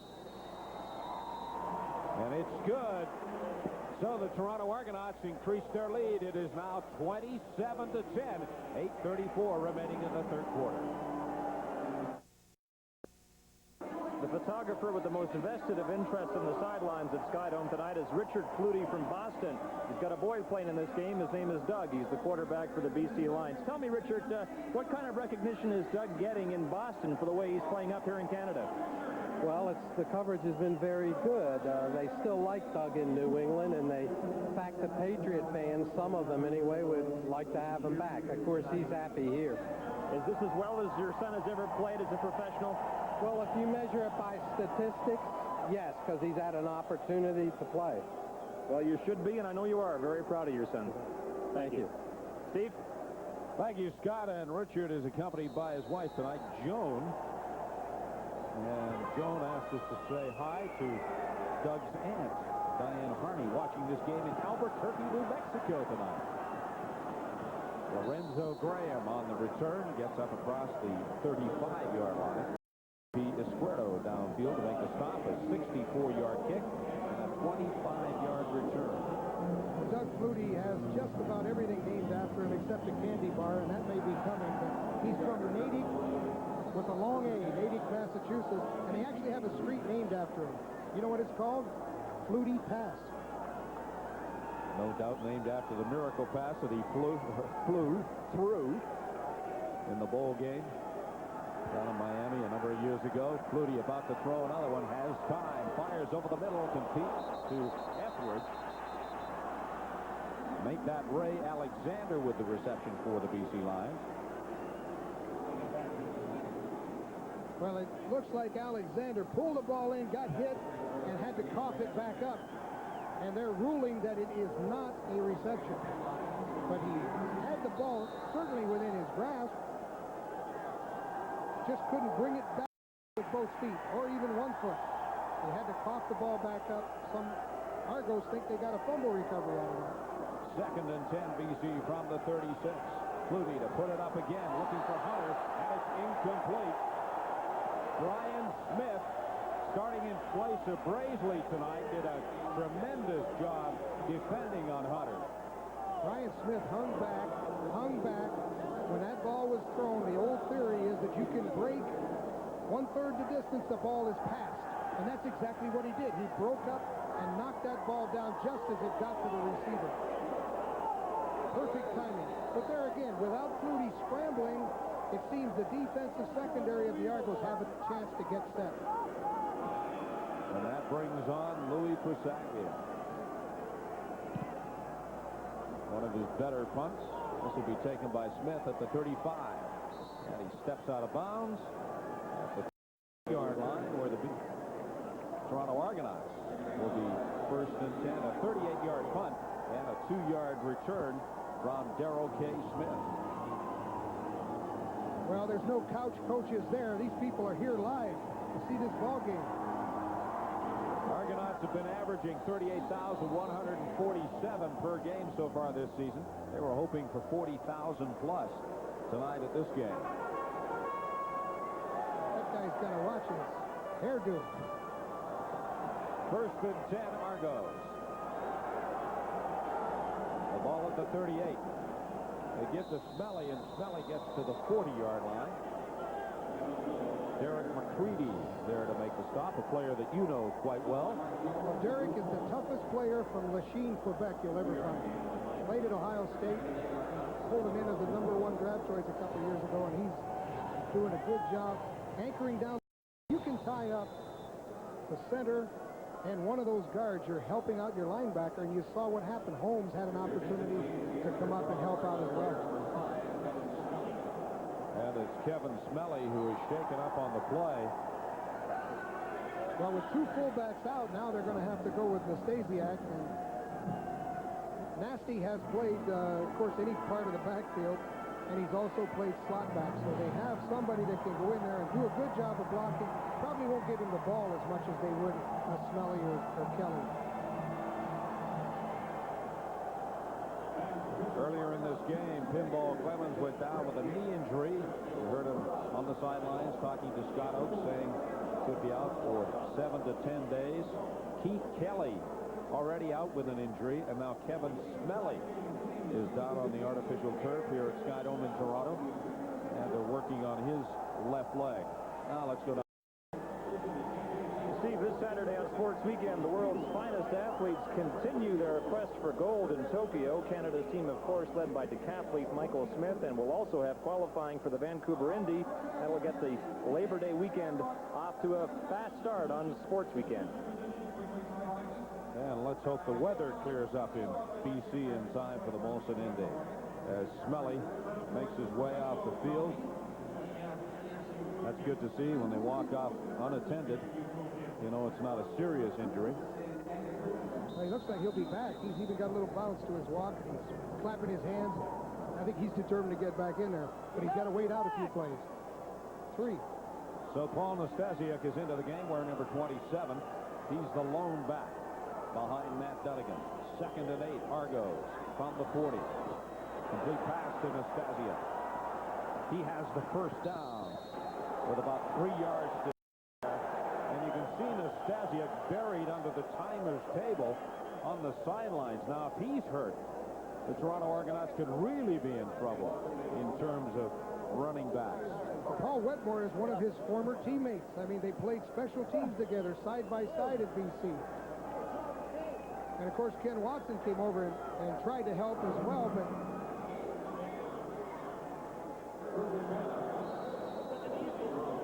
Ken Watson, who rides him out of play and under the timer's table. Our production assistant, Fausto Belwamini, down there. Fortunately, Fausto wasn't hurt on the play, but he was up on his feet. He wasn't taking any chances. Well, I don't think Paul will be smiling now. I thought Fausto moved pretty well, didn't you? He certainly did.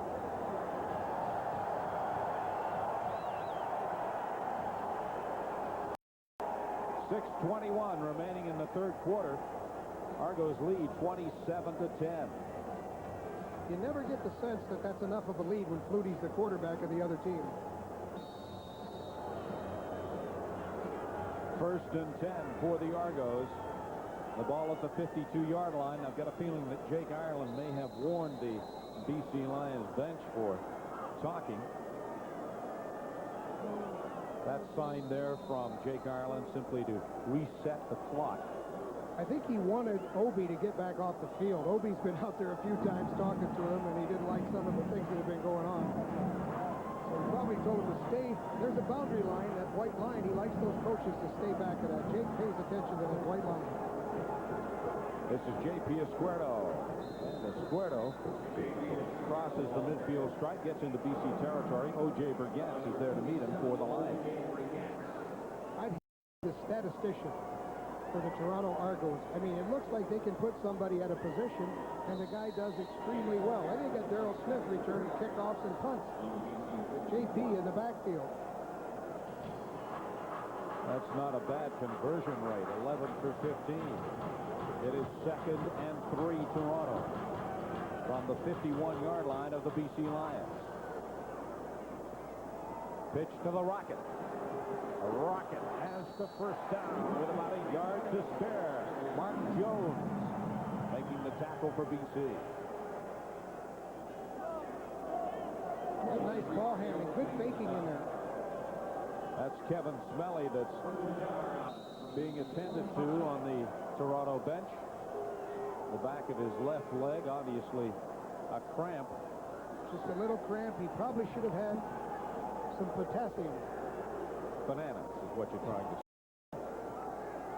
First and 10, Toronto from the 45-yard line. And Dunnigan almost brought down and loses second tackle, a third tackle. Dunnigan still going, buying lots of time, but nobody's open. Dunnigan finally forced to run it out of play, just shy of the 40-yard line.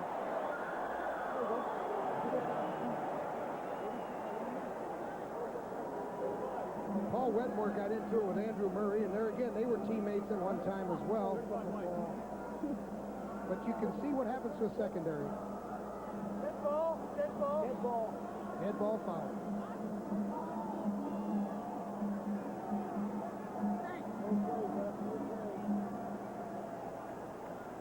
Here's the call from Jake Ireland. Major foul, unnecessary roughness.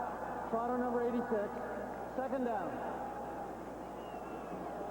That's Andrew back in on Paul Wetmore, and it looked like he was a little bit upset about the way Dunnigan was getting shots here. There's one shot at him. There's another shot at him. There's another shot. Make three guys miss. Now he comes all the way across the other side of the field, and he's looking for somebody to get open. Meanwhile, back to the live action. Pass to Nastasiuk is complete. Nastasiuk is shy of the first down by a couple of yards. He had to get to the 35-yard line. He was stopped at about the 37. Boy, I wouldn't want to be a fullback for Toronto. This is the third fullback that's been injured in this ballgame. You know what he's telling? Hey, I want out of here. Andrew Thomas, who put the stop on Nastasiuk, also shaken up on the play. It was a good call. The screen pass was there. They were getting a good rush upfield, and they had division between the rush men and the defensive pass coverage people. Toronto Argonauts leading 27-10. We've got 3:40 to play in the third quarter.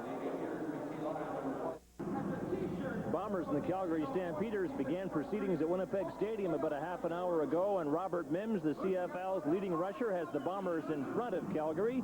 His first quarter touchdown converted made it 7-0 in the second half of this home-and-home series, Steve. The Blue Bombers, of course, coming off a big win over the Stampeders at McMahon Stadium last week. The Stampeders' first loss of the year. Lance Chomick will attempt a 45-yard field goal. Matt Dunnigan, the holder.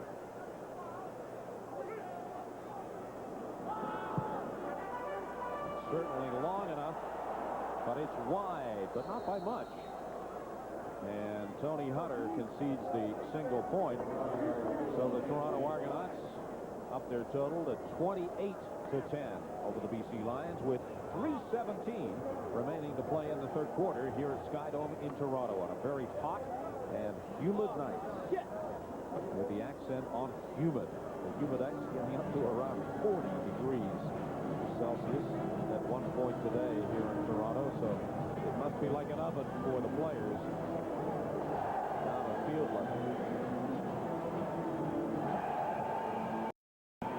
Doug Flutie wants to get this thing going. He's going to have to start showing the defense that their good play is going to be productive. He's going to have to show the defense to keep that up.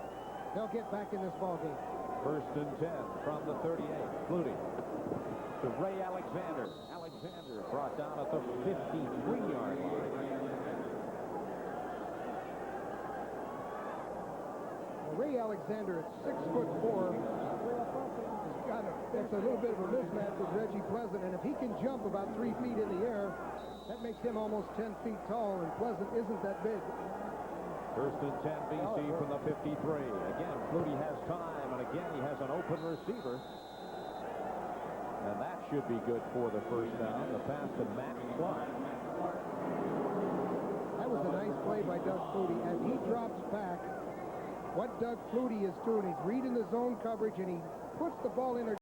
Good touch by Flutie. Put it right into the numbers. No chance for an interception. BC going with their hurry-up offense. 1st and 10 from the 46. And Matt Clark was open for a second there, but Flutie unable to get to him. Don Wilson defending on the play and getting a big hand from this Sky Dome crowd. Don Wilson made a play. That was a good play. He really broke back. And that's the frustration that you see on Coach Obilovich's face, because not a badly thrown ball, but they still come up 2nd and 10. And the ball's still at the 46-yard line. Flutie has to scramble. Looking for a block. And he's brought down at the 35-yard line. That's exactly what Doug Flutie has to do. He's got to show the defense. They've held Toronto. Hey, Explosive Ball Club Toronto, when you hold them, guys, I'm going to go out there and I'll take this ball game into my control. Look at Flutie come out around Moan. He does a good job, and there he is for the first down.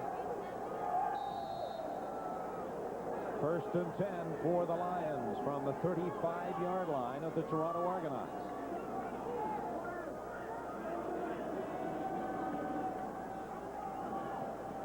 Flutie to Volpe. Volpe has the first down, and he gets down to the 20-yard line. Volpe thinks he could have gone a lot further, even though there were 3 Argonauts there to meet him. Well, you know, he's going to knock somebody down. Flutie delivers the ball here, and he puts it in a position where Volpe can catch it and take off running. The lower that ball is, the better, because he can get that running start, and boom, he runs into Reggie Pleasant. James Smith were all there. It looks like somebody didn't like running into Flutie. That's Brian Smith, the injured player down on the artificial turf. Well, this is Brian's first game in the lineup. He's been on the practice roster. Let's go down to Scott. You know, Steve, Mike Clemens makes a lot of statements on the football field and now on the Argo bench. Half in street clothes, half in sweats. He's making a fashion statement, I'd say. He's got the ever so suave suit jacket on, his shorts, and his knee wrapped in ice, and he was pretty smart about it. He wore his shorts underneath his suit pants so that he knew if he'd had to get his knee wrapped, he'd be able to do it with a degree of decency. But you know what he said to me? He said, Scott, a year from now, everybody's going to be dressing like this. Scott, what you might tell him is I bought one of those watches about a month ago on the street. It doesn't work anymore. I can't believe that. Are you going to tell us what street you brought it on so we can avoid? Brian Smith still being attended to by the Argonauts training staff. They have been a busy staff tonight.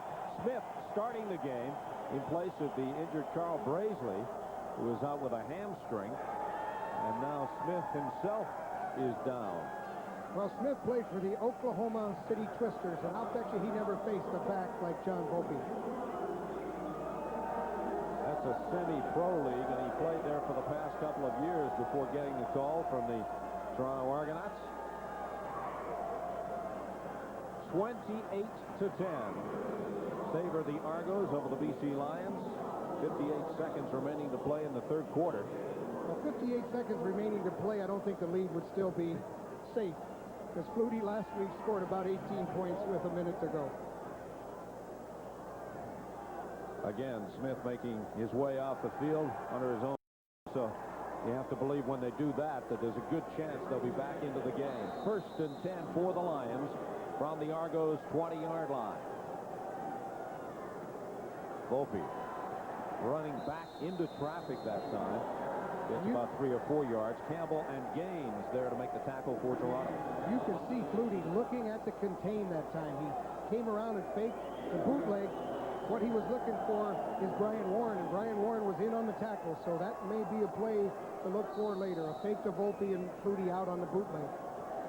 They give Volpe 3 yards, make that 2.5 yards on the carry. So it'll be about 2nd and 8 from the 18-yard line. Flutie indicating where he wants his receivers. As time fires over the middle, and it's incomplete. He was looking for Ray Alexander. Reggie Pleasant covering on the fly. And again, the Argonauts rises to the occasion against Doug Flutie and the Lions. Alexander he's a receiver that likes to catch those look-ins because he'll shield with his body, and Obilovich is just shaking his head because he knows Reggie Pleasant. He used to coach Reggie Pleasant, and he said, we're going to go after him tonight, but hey, coach, you might go after him, but you're not always going to get him. That's a good play by Reggie Pleasant. And once again, Louis Prisaglia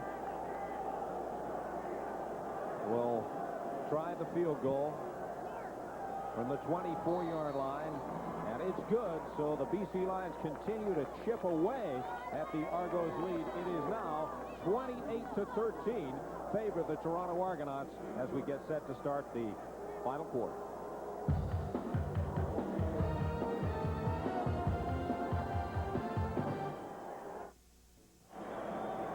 Welcome back to Skydome in Toronto, where the Argos lead the BC Lions 28-13 as we get set to start the fourth quarter.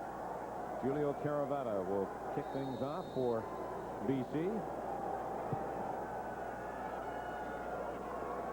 Darrell K. Smith at the 20. Hands off to the Rocket. The Rocket has some room. Tremendous exhibition of running by the Rocket, who should have been at least 3 or 4 times by the on the downfield coverage. A 57-yard kick and a 25-yard return. Full marks to the Rocket.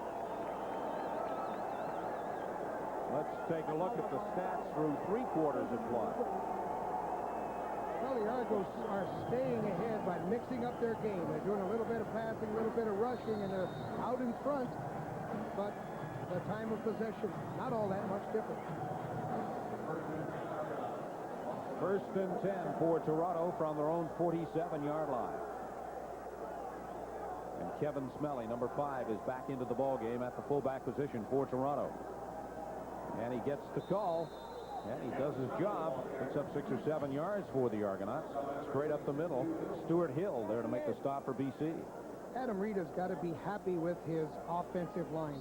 They've all been nicked and bruised a little bit, but he's got them moving back. They're controlling the front people. They're doing a good job up front. Fairly close in the quarterback comparison, but again, where it counts the most, it's the Argos on top on the scoreboard, 28-13. Second and 2, Toronto. And again, Smelly gets the call and the first down. This looks like college ball. I mean, this is the wishbone, and you saw Dunnigan doing a nice job of bringing the fakes out. And Smelly is really blowing up through there, but he's getting a good job by Beckstead. Good movement on the up front people. Jake Ireland doesn't agree with my call at the first down. He's called for the change. It's going to be very close, and it's short by about the nose of the football. I'm sure that Adam Rita will elect to go for it, the way Smelly has been carrying the ball the last 2 times. Well, you know, when you get into that situation, all you got to do is get a good snap from center and let all the line knows what they need to do. So they like to wedge. Usually they wedge over the right guard, and then they just push people back, and that's where the ball is going. 1 for 1 tonight in third down gambles. And Dunnigan makes it 2 for 2. Elects to go left side. Well, there's Dunnigan. He thinks he can get a touchdown every play. I mean, he tried to break it all the way outside, took a hard hit in there by Bergans. I think Obilovich liked that hit that Bergans put on him. This telecast is protected by copyright and is intended strictly for the private use of our viewing audience. Any use, exhibition, distribution, reproduction, or retransmission in whole or in part without the express written consent of the Canadian Broadcasting Corporation is strictly prohibited. Izquierdo. And he does a little tightrope run down the sidelines, gets inside the 40-yard line to about the 8.5. Bruce Holmes is there to run him out of play. Bruce Holmes had to come over and make a big play because Matt Dunnigan once again came out, and watch him work the option. Well, he's already pitched it, but you can see Matt in the background get the ball to Izquierdo, and he tight ropes that thing down the sideline for a first down. The Argos keep the drive alive. 1st and 10, and they spot the ball at the 38-yard line. Boyd wide to the right. The Rocket comes wide to the left.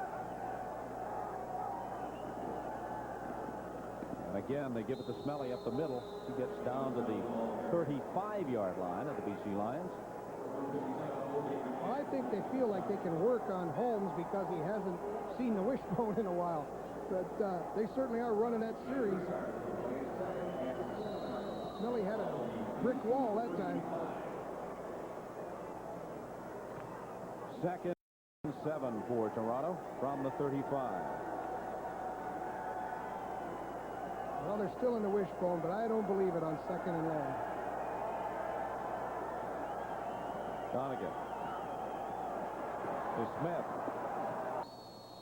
And Smith does not have enough yardage for the first down. Ken Watson defending on the play and doing an excellent job in covering and bringing down Smith. Both defenses have settled down, and here's Watson, 6'3" from Livingston University, and he comes up, makes a good solid tackle. I know what Smith was trying to do, make him miss, get the first down. It seems the Argos are best when they're attacking downfield. When they throw the lateral passes, they aren't able to shake anybody loose today. And that brings on Lance Chomick to attempt a 42-yard field goal. 2 for 3 on the night. His longest of the year, 48. Certainly got the legs, and it's good. So a 42-yard field goal from Lance Chomick gives the Argos a 31-13 lead over the Lions.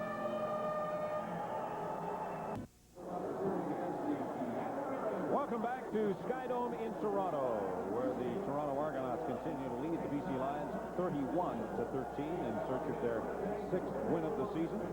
Lots of time remaining for Doug Flutie to start working some of that magic and get the BC Lions offense in gear.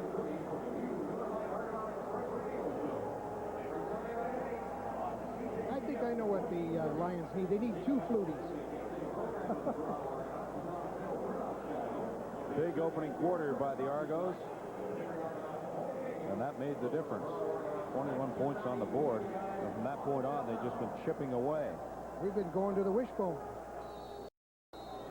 Doug Flutie's brother Darren just got cut by the Phoenix Cardinals and may be available for the BC Lions. He's a wide receiver with good speed. Huge kick from Hank Alesic. This is Etheridge. And Etheridge does well to get back out to the 20-yard line, but what a tremendous boot from Hank Alesic. 75 yards and a 20-yard return. Scott? Steve, at Winnipeg Stadium, the Bombers have capitalized on a mistake by the Calgary Stampeders. They were punting from deep in their own territory. The snap was bad and fumbled, and Craig Harrison recovered for Winnipeg in the Calgary end zone. So that touchdown has put the Bombers up 15-1 on the Stampeders in the 2nd quarter. Winnipeg in search of their 2nd straight win over the Stamps, and if the Stamps lose tonight, that beats their 2nd loss in a row after winning 6 in a row. 1st and 10, BC from the 20. Flutie swings. Volpe has the first down, and then some. Great second effort by Volpe. Carries him up to the 37-yard line. I like that guy. I like what Volpe does. He never gives up. He'll take a shot.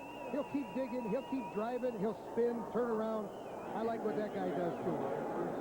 15 out of 28, 190 yards. Not a banner day for him, but they're still in this ballgame. From the 37, BC, 1st and 10. Flutie over the middle, looking for Christensen. Incomplete. And that may have been tipped by Doug Moen. Just got a hand on it, enough that it knocked it out of the way of Christensen. I'd still like to see Christensen put his hands up and try for it. I don't know what happened here. He doesn't really, well, I think I know what happened. He probably saw Chris Gaines coming over and maybe protected himself. But I'd like to see him reach up for it. They'll do it again. 2nd and 10 from the 37.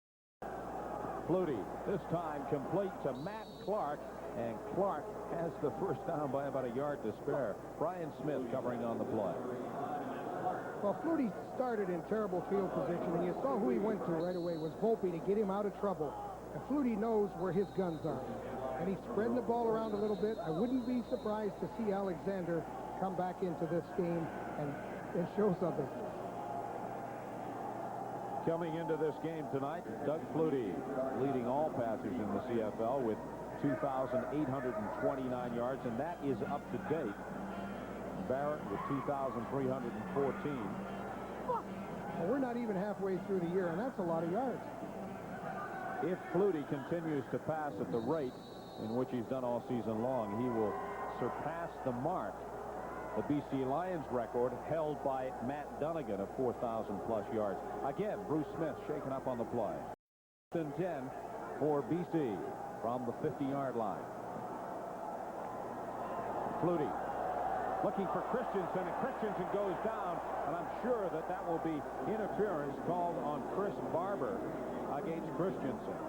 You always see this happen. Every time you get Brian Smith hurt, every time you get a young guy in there that has to take over at the halfback or corner position, that's where the quarterback goes. So he's going to go. Pass interference. Toronto number 19. First down. Thank you, Jake. But they go right after those young defensive backs when they get in the ball game. And that was probably a smart move. He saved a touchdown. Might as well interfere if you know he's wide open. A 23-yard gain on the penalty. First and 10 Lions from the Argos 28. Flutie complete to Ray Alexander, and Alexander still on his feet. Tremendous job by Ray Alexander to get down inside the 10-yard line. Catch outside the 15. It looked like he was stopped there, but he got away from Reggie Pleasant and got it down inside the 10. Well, Big Ray, what he's doing, it's almost like he knows Flutie's going to buy time, and he just comes back over, works to the outside. He knows it's going to be a throwback. Back to the live action. Flutie to put it up again for Ray Alexander. And this time, Alexander unable to elude the tackle, the presence of Reggie Pleasant. And he's brought down at the 8-yard line. Reggie Pleasant is certainly playing better than he had the previous game when he faced Alexander. But Flutie's working Alexander. He's coming to the strong side of the field and throwing the ball back across field, getting it to Alexander. No huddle. Flutie's telling him what to do from the line of scrimmage. Second and 8. Flutie in and out of the arms of Raymond Etheridge, and that is one that I'm sure Etheridge would like to have back. You couldn't have thrown that one any better. Well, Flutie knew it was going to be a blitz. He put the ball in on a quick slant. It's a perfect throw. Unfortunately, it hit him in a bad spot. Right on the numbers, right in the hands. The Lions have to gamble. They're going for it. Third down. Flutie with some time. Now forced to scramble. Look right, goes left. Still under pressure. Gets it away, but that would have been an offensive lineman that the ball would have gone to. So once again, the Toronto Argonauts defense does the job on Doug Flutie. In Tokyo, check local listings. Steve? One of the things that the Toronto Argos said that they had to do was to keep Flutie contained from both sides. And this is exactly what happens as they come in on the pass rush. They actually aren't going after Flutie. They're containing him. They're coming wide, keeping him to the inside. It's a good job as he reverses his field with the offensive lineman, keeping him back to the inside. His own lineman gets in his way. And he has nothing to do but throw the ball away. Good contained from both sides of the field. That's what Toronto didn't do the last time they played against the Lions. But in all fairness to Doug Flutie, I don't think he is getting the kind of performance from his receivers that he's been getting throughout this season. They're just not getting open. Good point, Steve. They had a few touchdowns they could have caught. First and 10 Argos. Quick pass to the Rocket. And the Rocket is one-on-one with Norman Jefferson, and Jefferson wins that battle, not allowing the Rocket to make too many moves. Well, Jefferson's a veteran, and you rely on a missed tackle on this kind of a play. Jefferson's not going to let him have it, even though the Rocket gave him a good, solid straight on it.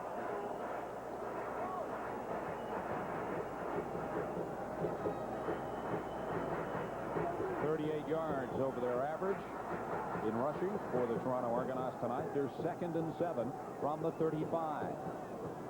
The pitch to J.P. Izquierdo. And J.P. Izquierdo had to get up to the 43-yard line. Ken Petway saw that Izquierdo wasn't going to that time.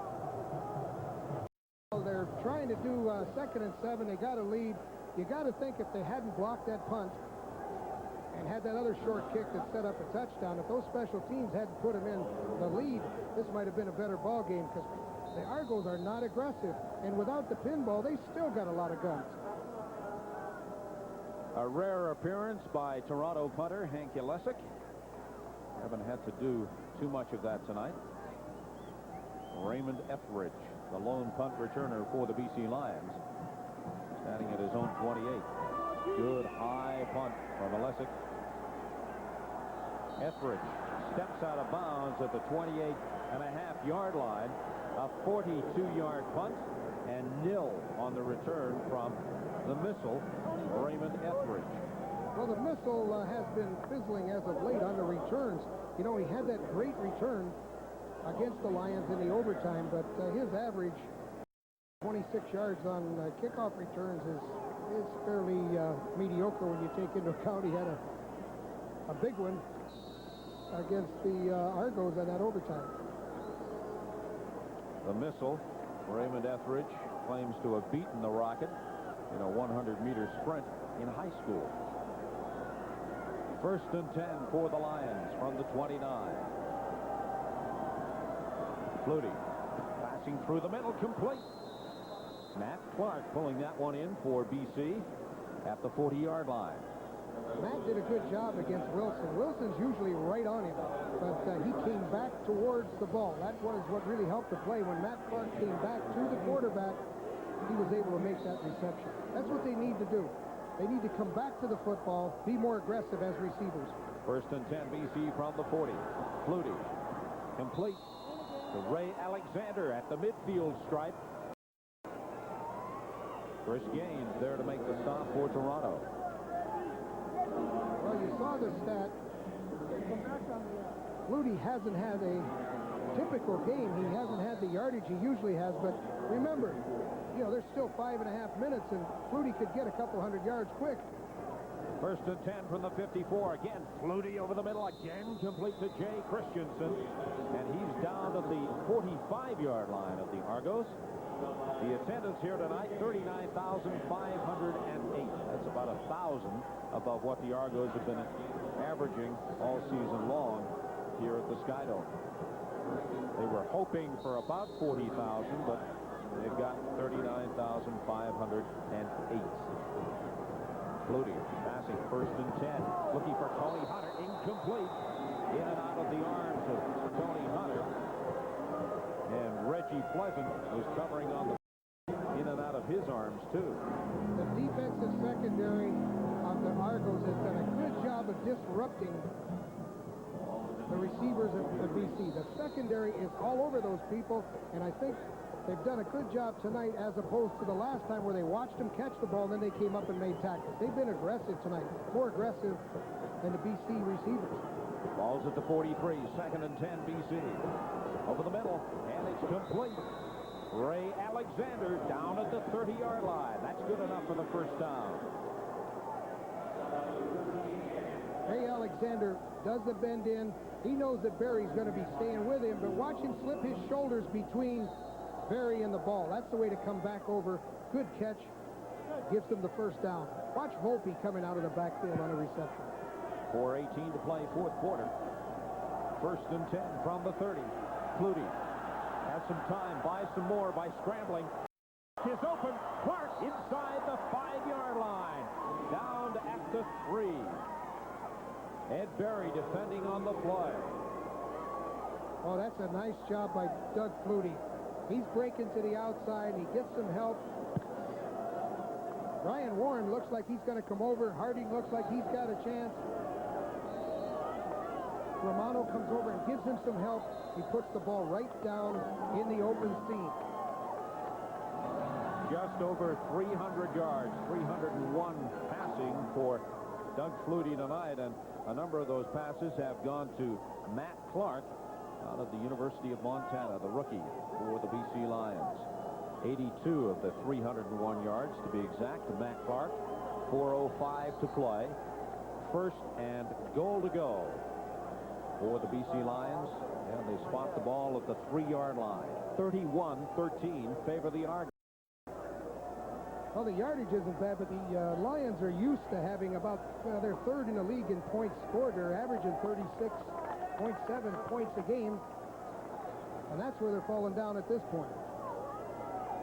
Still working on Ed Berry. He's out of the field of play. They're now taking him to the bench. Chris Barber is into the game to replace Berry.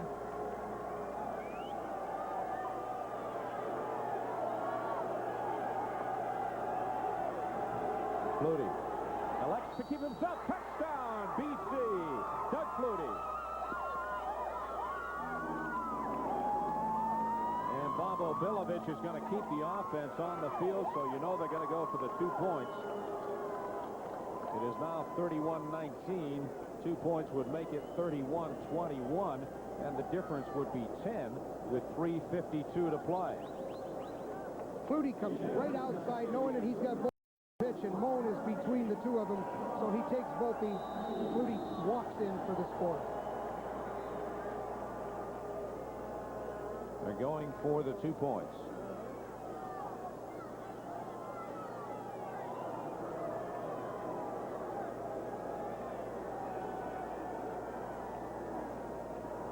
Flutie to pass. In and out of the arms of Jay Christensen. A super job defending by Brian Smith, preventing the 2-point conversion for BC. Guys, I know it's late, but I got work to do. I need complete quiet.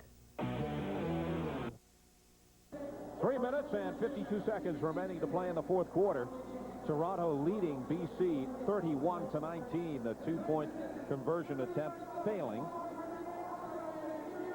Julio Caraveto kicks off for BC, but it's Louis Pasaglia, so I think you can expect some sort of short kickoff, a little chip shot, and that's what you get.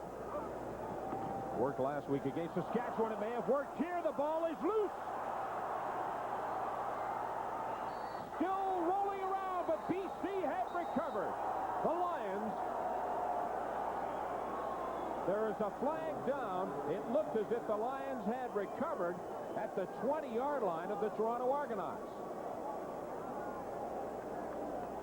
Well, that was a nice kick by Louis. He popped the ball up, but it looks like they could have been offsides from their scramble formation on their kickoff. Well, we saw that last week in the Calgary-Winnipeg game. Vancouver number 19. Repeat the kickoff. Same thing happened to the Calgary Stampeders. They recovered the ball, but they were offside on the kickoff. So what it means is the BC Lions will have to go back again, this time from the 30-yard line. A little tougher from the 30. And once again, the Toronto Argonauts will be expecting it.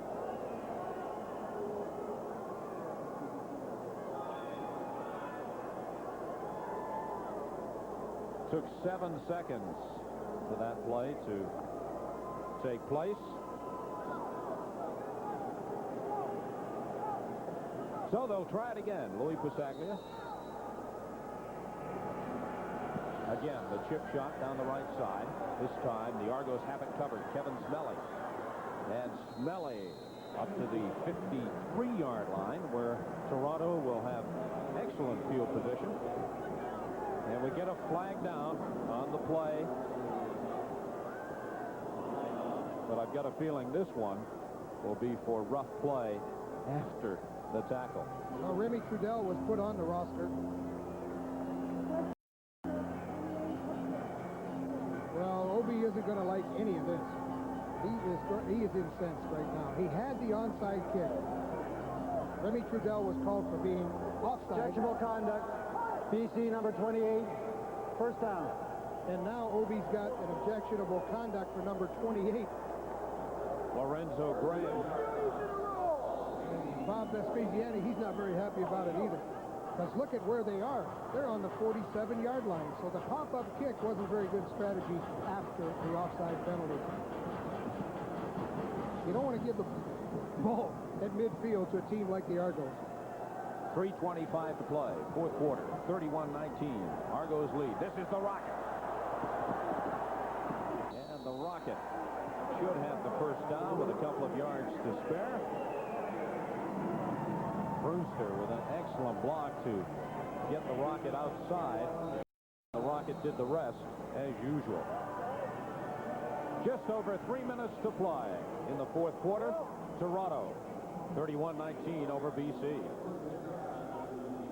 It's a relaxed Toronto Argonaut bench, and it should be. They have a 31-19 lead, but the way the BC Lions have come back this season in the dying seconds of games, I don't know that that lead is big enough, but not the way the BC Lions offense has sputtered tonight here at the Skydome. It has not been consistent. But full marks to the Toronto Argonauts defense for being able to shut down Doug Flutie and company. Few teams have been able to do it this season, but the Argos have been able to do it tonight. And full marks to that man. He has run a very consistent attack for the Toronto Argonauts. 12 of 15, 186 yards, 2 TDs, and 1 interception. Not a bad night's work for the former quarterback with the Edmonton Eskimos and the BC Lions. Not to mention how he's done on option plays. You know, the quarterback is the key to that option. First and 10, Toronto from the Lions 35. Dunnigan for the Rocket. And a good play by Norman Jefferson. He gambled at the last second and went for the ball, and it almost miscued. They had him bunched in there on that wishbone formation again, and if Matt Dunnigan had been able to deliver the ball about 1/2 a second sooner, the defense wouldn't have been able to react. And the Rocket is down the seam, just wide open. The ball is just a little bit high, gave him time to get over and recover. So the Rocket misfires on that, but really no fault of the Rocket. Full marks to Jefferson. Second and 10 from the 35. They get to Smelly, and I can't figure that one out. What was the percentage in that play? On a second and 10 situation, they give it to Smelly. Well, Dunnigan's upset about something, I guess, because Wetmore came in and really gave him a kiss after he took the fake outside. But that's with long yardage, giving the ball to your fullback up the middle, not a good percentage call. It very seldom, if ever, works. I've seen the draw work in situations like that, but not that kind of a play. Not the wishbone give. So it's a 3rd and 9 situation, and that brings on Lance Chomick. He's good on 3 out of 4 tonight. And that's with a bad foot. And this one will come from the 41-yard line. Good. So Lance Chomick is good on a 41-yarder, but a flag was thrown well after the ball had cleared the uprights. Well, objectionable conduct, and it's on Matt Dunnigan, and he's talking to his favorite guy, Jake Ireland, and he told Jake that he should open his eyes and call roughing the passer when he sees it. But remember, Dunnigan was not a passer on that particular play, so you don't really have the protection when you hand off to your fullback and pretend you're running an option. Objectionable conduct. Toronto number 16. First down. And we won't tell you what he said, folks. But after all that, the field goal is good. It is 34-19 with 2 minutes and 10 seconds remaining in the fourth quarter. And Dunnigan is still steamed. Now he's talking to his head coach, Adam Rita. It is first and 10 BC from their own 45-yard line. Flutie with the screen to Volpe. Volpe gets up to the 51-yard line. Well, this is the problem they have. They're trying to have patience and drive the ball down the field, and there's only about 2 minutes and 3 seconds to go, so Flutie's going to have to dig into his bag of tricks here and get a quick touchdown in order for them to get anything going right now. Well, he's been known to throw the occasional Hail Mary. It's worked for the Lions with Flutie at the controls in the past, but That one is complete to Jay Christensen, and that should get them the first down and keep the drive alive, but they're running out of time. Minute 50 to play, fourth quarter. Well, the Argos are content to play back, drop back in a zone coverage, keep that wide, both sides of the field contained on Flutie, and let them have 10 back because the time's going to run out before they get any scores. First and 10, BC. 1:44 to play. The clock is running. Flutie. Complete.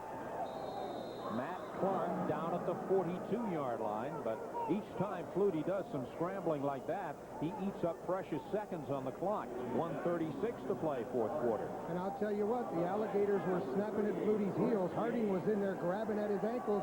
Flutie just high-stepped him and still delivered the ball to Clark. The ball's at the 42. First and 10, Lions. Flutie. Complete to Ray Alexander. Well, you'd think they might have a little hitch and trailer here because Volpe was right behind that play. Had Alexander had a chance to flip it out to Volpe, he would have had the sideline. So it might have been a call, or it might have just looked that way, but it could have been a go. 1:22 to play. Flutie was looking for Ray Alexander, and that was in and out of the arms of Ed Berry. Berry would like to have a chance at that one again. That ball got bigger and bigger and bigger as it came right to him. You know, the coaches practice that too. They practice throwing the ball as you're coming towards the football in a defensive position, but it's a little different when you got a quarterback pumped up and he's really firing the ball. Second and 10, BC from the Argos 27. Flutie, this time complete to Alexander. Don't believe he has the first down, but there is a flag down. A little controversy surrounding Ian Sinclair, and looks like Campbell's having some words with him. Mike didn't like the holding call on the screen pass, and I don't think he likes this call. Going against the Argos. Major foul. Unnecessary roughness. Toronto number 99. First down. Mike Campbell called for unnecessary roughness, and that moves the ball down to the 10-yard line. Minute 11 remaining to play, fourth quarter. Argos lead 34-19. BC first and 10. Flutie puts it up, looking for Clark. Touchdown, BC.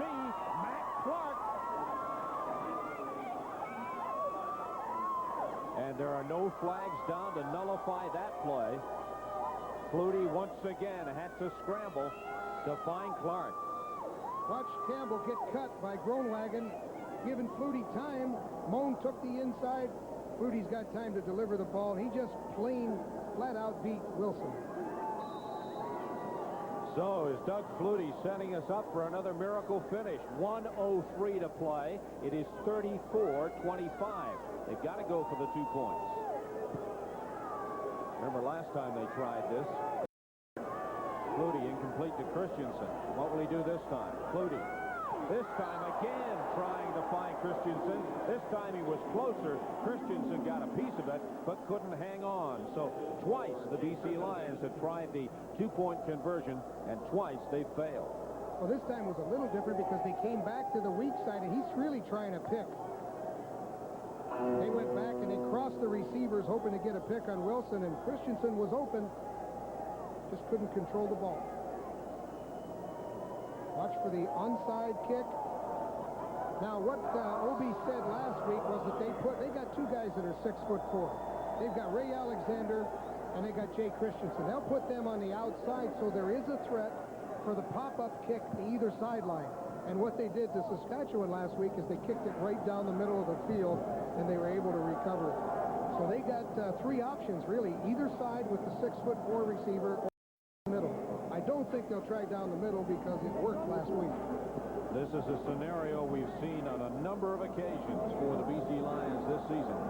In the dying seconds of a game, down and seemingly out of it. And Doug Flutie has worked a little of that Flutie magic to bring them back in and tie the game, force overtime.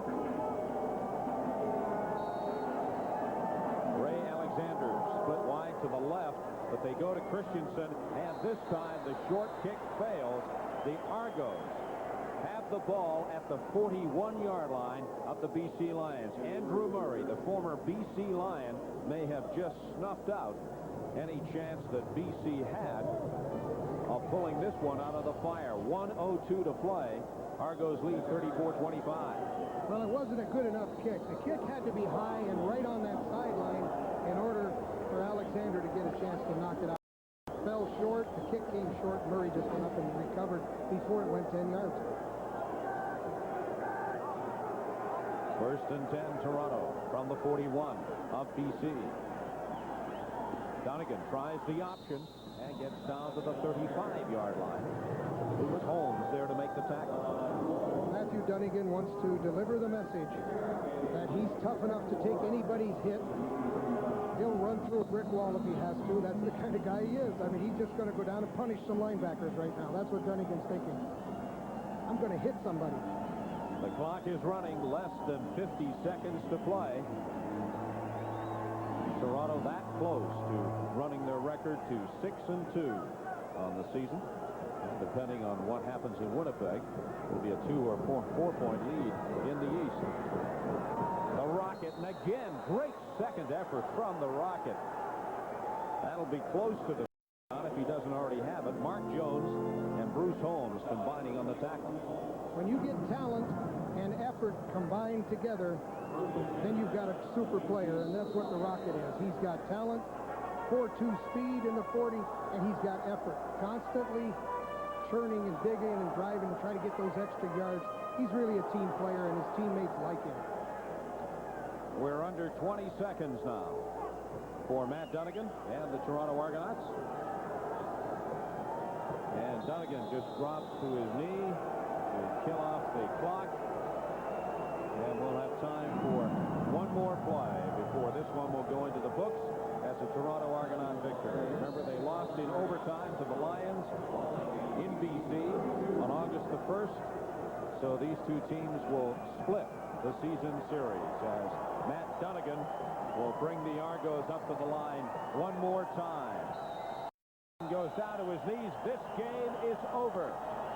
The Toronto Argonauts defeating the BC Lions 34-25. One of the things that the Toronto Argonauts did, they played a complete game. I think what you're going to see with the when you see the comments tomorrow from the head coach Adam Rita, he's going to say, look, our defense played well. They did what they had to do. Our offense had an injury. Michael Clements, a key injury. They had Smelly out on occasion, and we did what we had to do. And our special teams really accounted for 2 of the touchdowns. They had a block kick for a touchdown, and they also had a short punt that led to another touchdown. So a complete game by the Argos, offense, defense, and special teams. I think I'd give the nod to the Toronto Argonauts defense. They knew coming into this game that somehow they had to contain Doug Flutie and his tremendous ability to scramble, and that they did. And to me, that was the difference in the Toronto Argonauts defeating the BC Lions 34-25 at the Sky Dome tonight.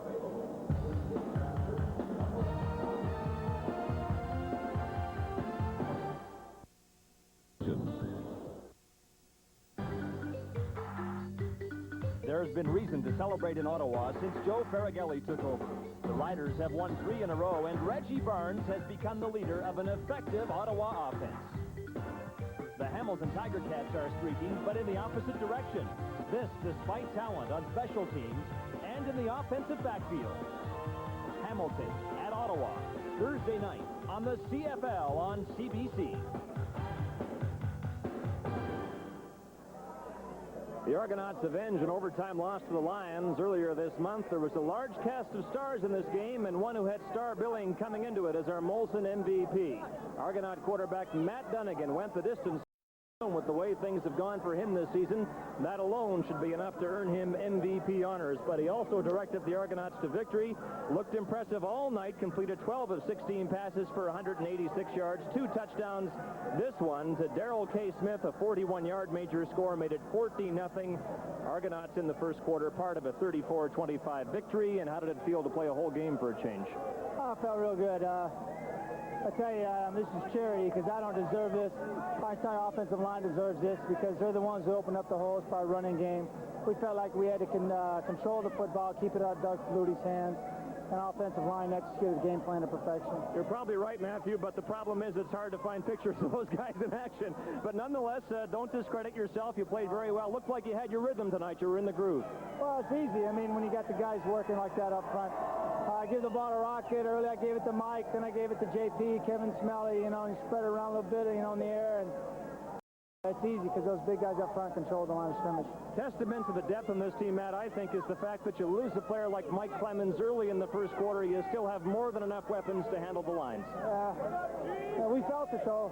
We certainly felt his absence. But, I thought that JP Escuero filled in admirably. Paul Nastasiak, all those guys came in. We did some different things with formations, moved Rocket in the backfield, and tried to keep him guessing and keep the ball on the ground. So, like I said before, we could control the game and keep it out of Doug's hands because he's so deadly when he's got the ball and controlling the game. And that summarizes it. That, I thought, was the best defense for the Argonauts tonight, for the offense to stay on the field and keep the ball away from Doug Flutie. That part of it worked well. We've been hearing that all week long, and I felt a lot of pressure, to do that because, to ask to keep the ball out of somebody else's hands. Our job is to move the chains, put the ball in the end zone, no matter how it's done. But we had to take our time a little bit more tonight. We didn't go no-huddle offense. We tried to huddle up, eat up the clock as much as possible. Adam Rita had a great game plan, and like I said, offense and defense did their jobs as well as the special teams. All right, Matt, congratulations. Honorable mention to the offensive line. How's that sound? No, give it to him. I'm telling you. All right, Steve, up to you.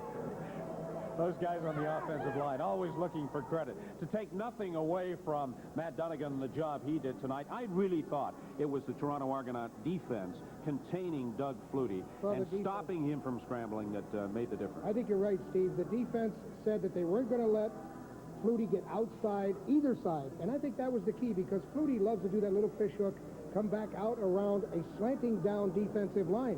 Those linemen went straight upfield, and yesterday Dennis was talking to us, and he said, what we have to do is not be very greedy. We can't go up there and grab him. We've got to go up and be in our position. Then when he comes to us, we'll get him. The other thing that the BC Lions did not do tonight, which they have done on many occasions throughout the season, is establish a running game with John Volpe. To it, and then they went away from it. Well, John Volpe is a super running back, and I think they probably could have used him more.